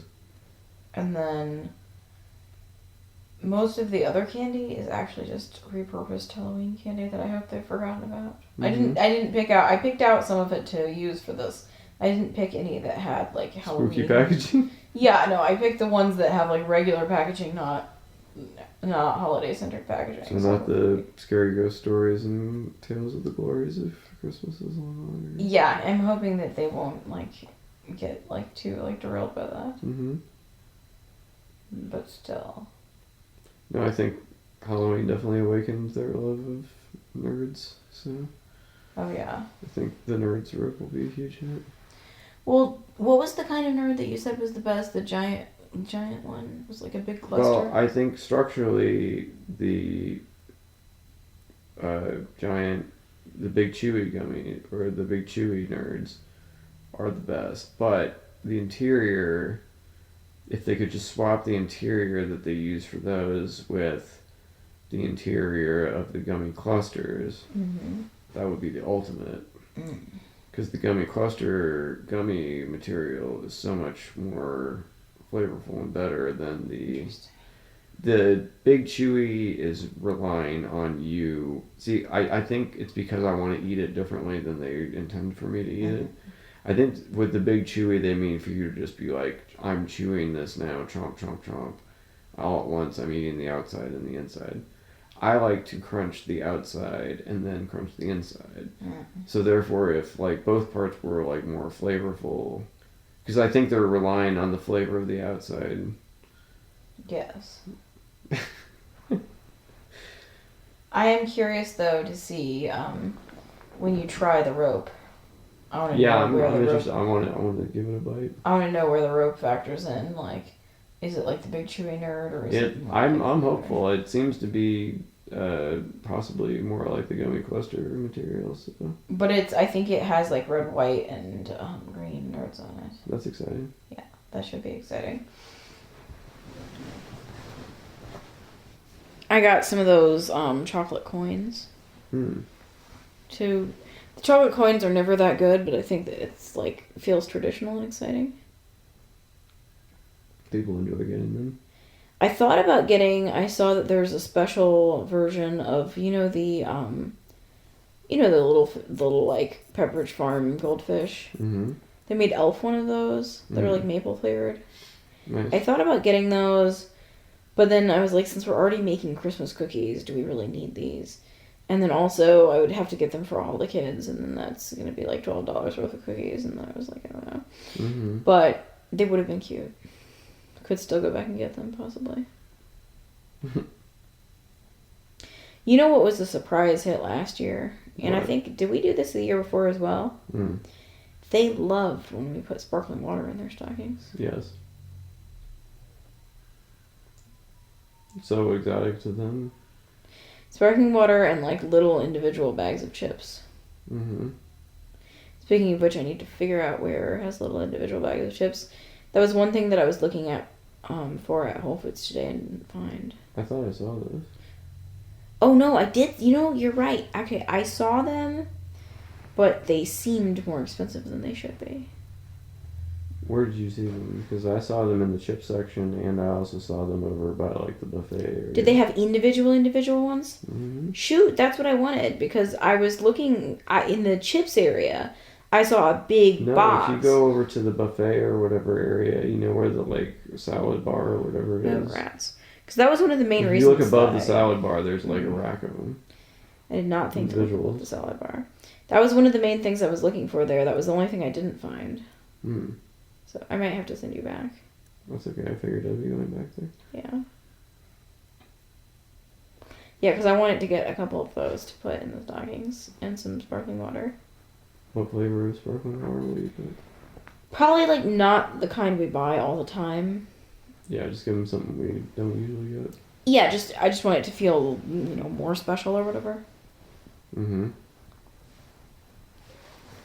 Is there anything that you think should never ever go in the stocking? I don't know.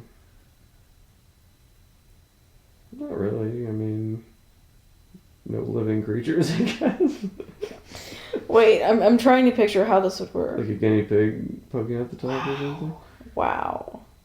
So it's like you've taken... Okay, so you know how people like try to say like don't get a pet for Christmas? Mm-hmm.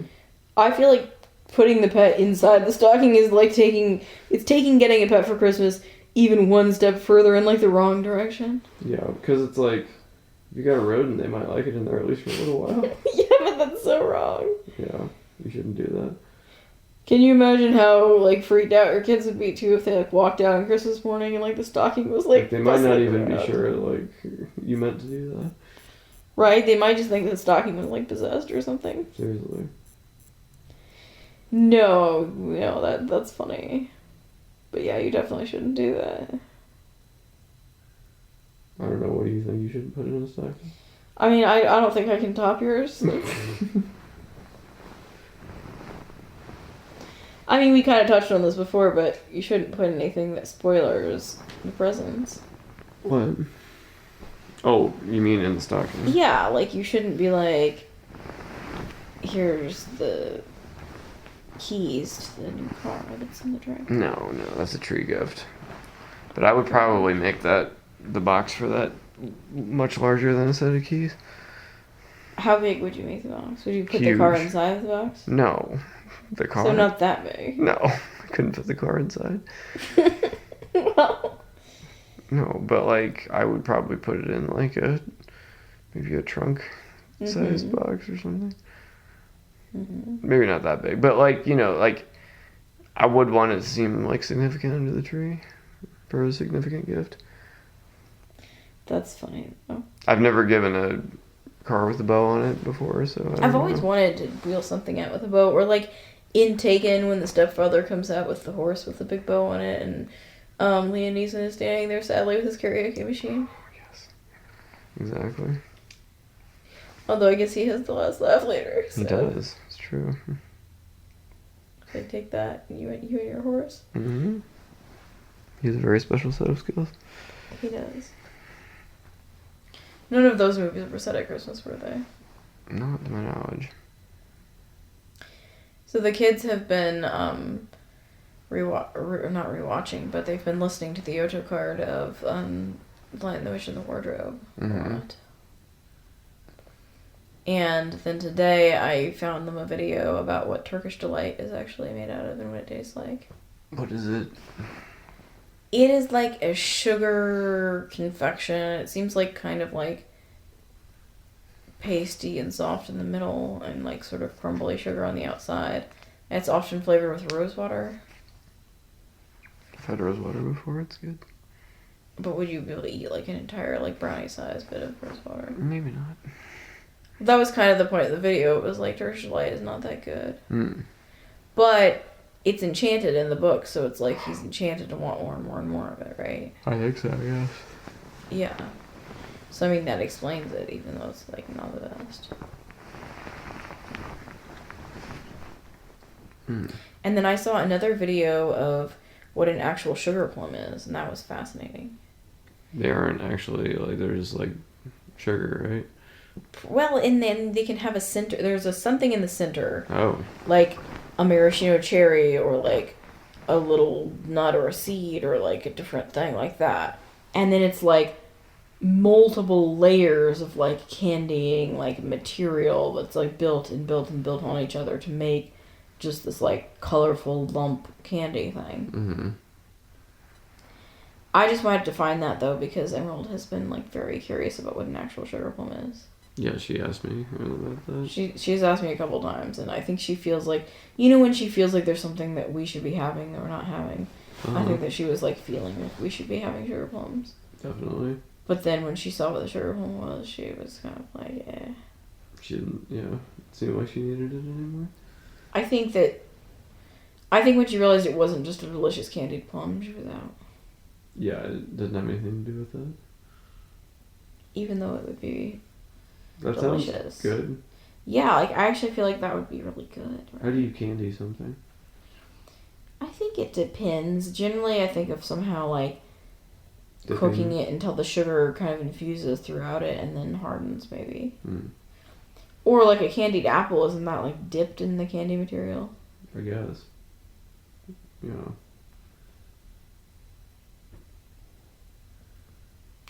Although I've never actually eaten a candy apple, I've only just seen them. They're not easy to eat. I mean, do you just hold the stick and like crunch into it? Or you lick it like a lollipop? Like, what are you supposed to do? I've done all the above. Kind of just animal style. There's no polite way to do it. That's super fair.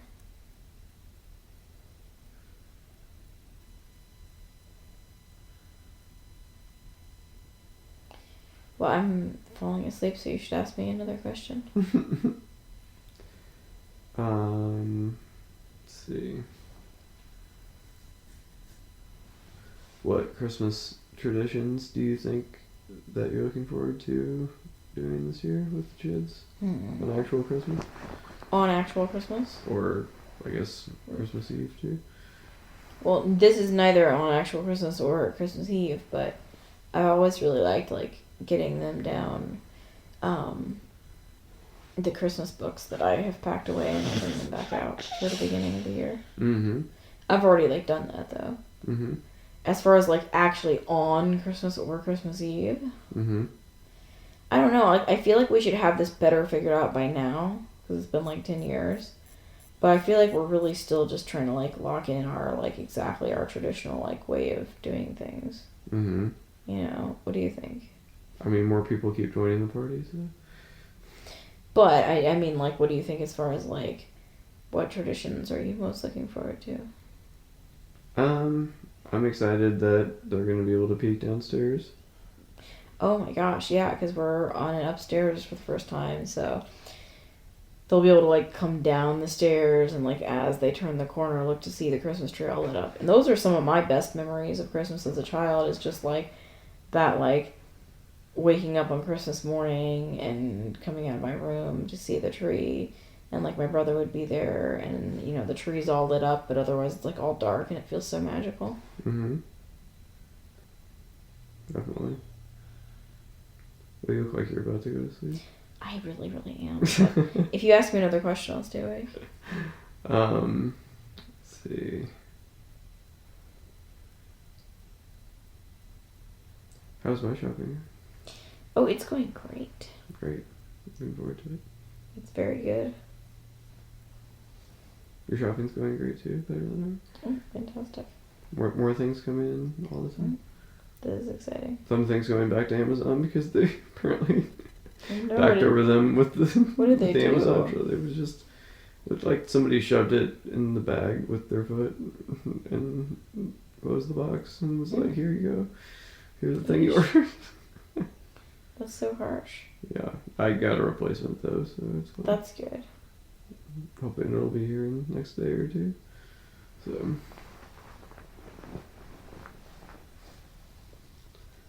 Probably gonna have to go into Walmart again before it's all over.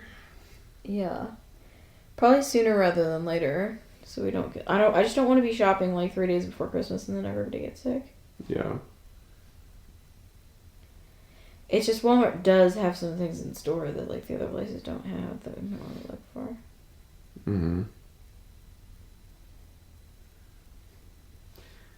Well, thank you for being on the Rob Burgess Show. Oh, you're welcome. Thank you for having me. Yeah, Merry Christmas. Yes, I'm glad we did this. I'm feeling nice and festive now. Yeah. I'm ready for... I do feel like I need to take, like, a few extra days of weekend just to, like, finish my gift wrapping, though. Mm-hmm. Really need to get a jump on that. Definitely. I'm even, like, almost done wrapping. I have more wrapping to do. More things to wrap about. Rippity do. Exactly. Ooh, one last thing I want to talk about, though. What? So, as we do every year, we've been rewatching all of the Office Christmas specials. Yes. It's one of my favorite holiday traditions of, like, just us, not the kids. Mm-hmm. What do you think are the best and worst of those? I don't know. I like a lot of them. I think a lot of them are good. Let's see which ones are there. There's the first one, the teapot. Mm-hmm. That's classic, of course. Very of its time because it features a video iPod too.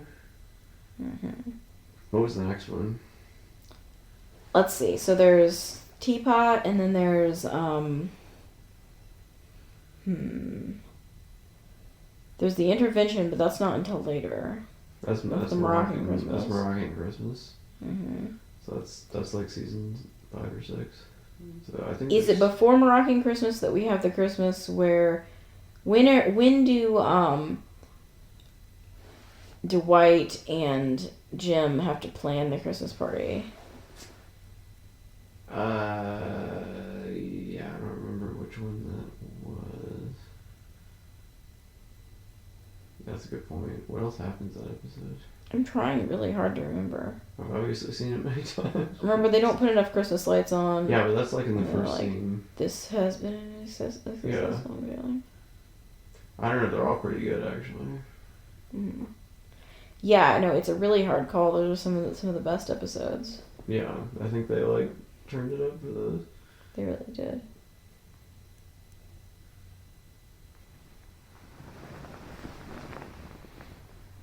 But we should probably watch something before bed if we want to.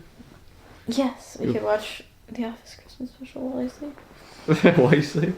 I'm very sleepy. Well, thank you for being on the Rob Burgess Show again. Oh, you're welcome.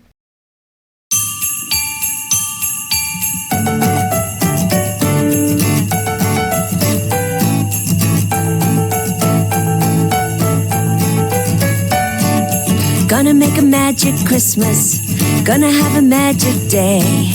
Gonna have a bang up first rate super A1 holiday.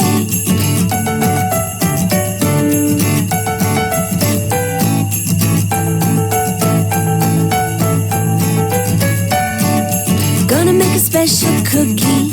Gonna make it sweet to eat. Gonna make a tasty super duper yummy Santa treat.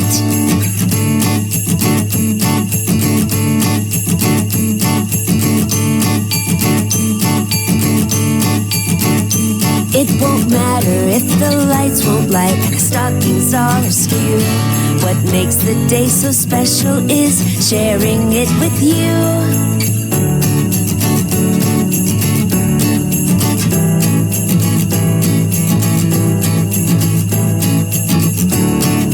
Gonna have an awesome Christmas. Gonna have an awesome day. Gonna have an awesome, awesome, awesome, awesome holiday.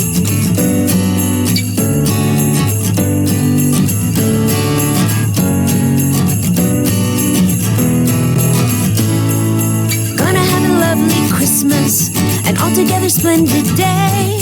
Going to have a dandy, joyous, nearly peerless holiday.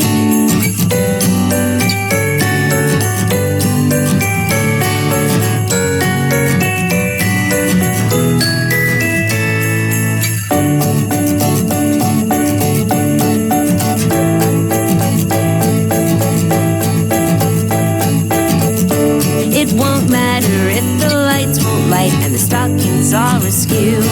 What makes the day so special is sharing it with you.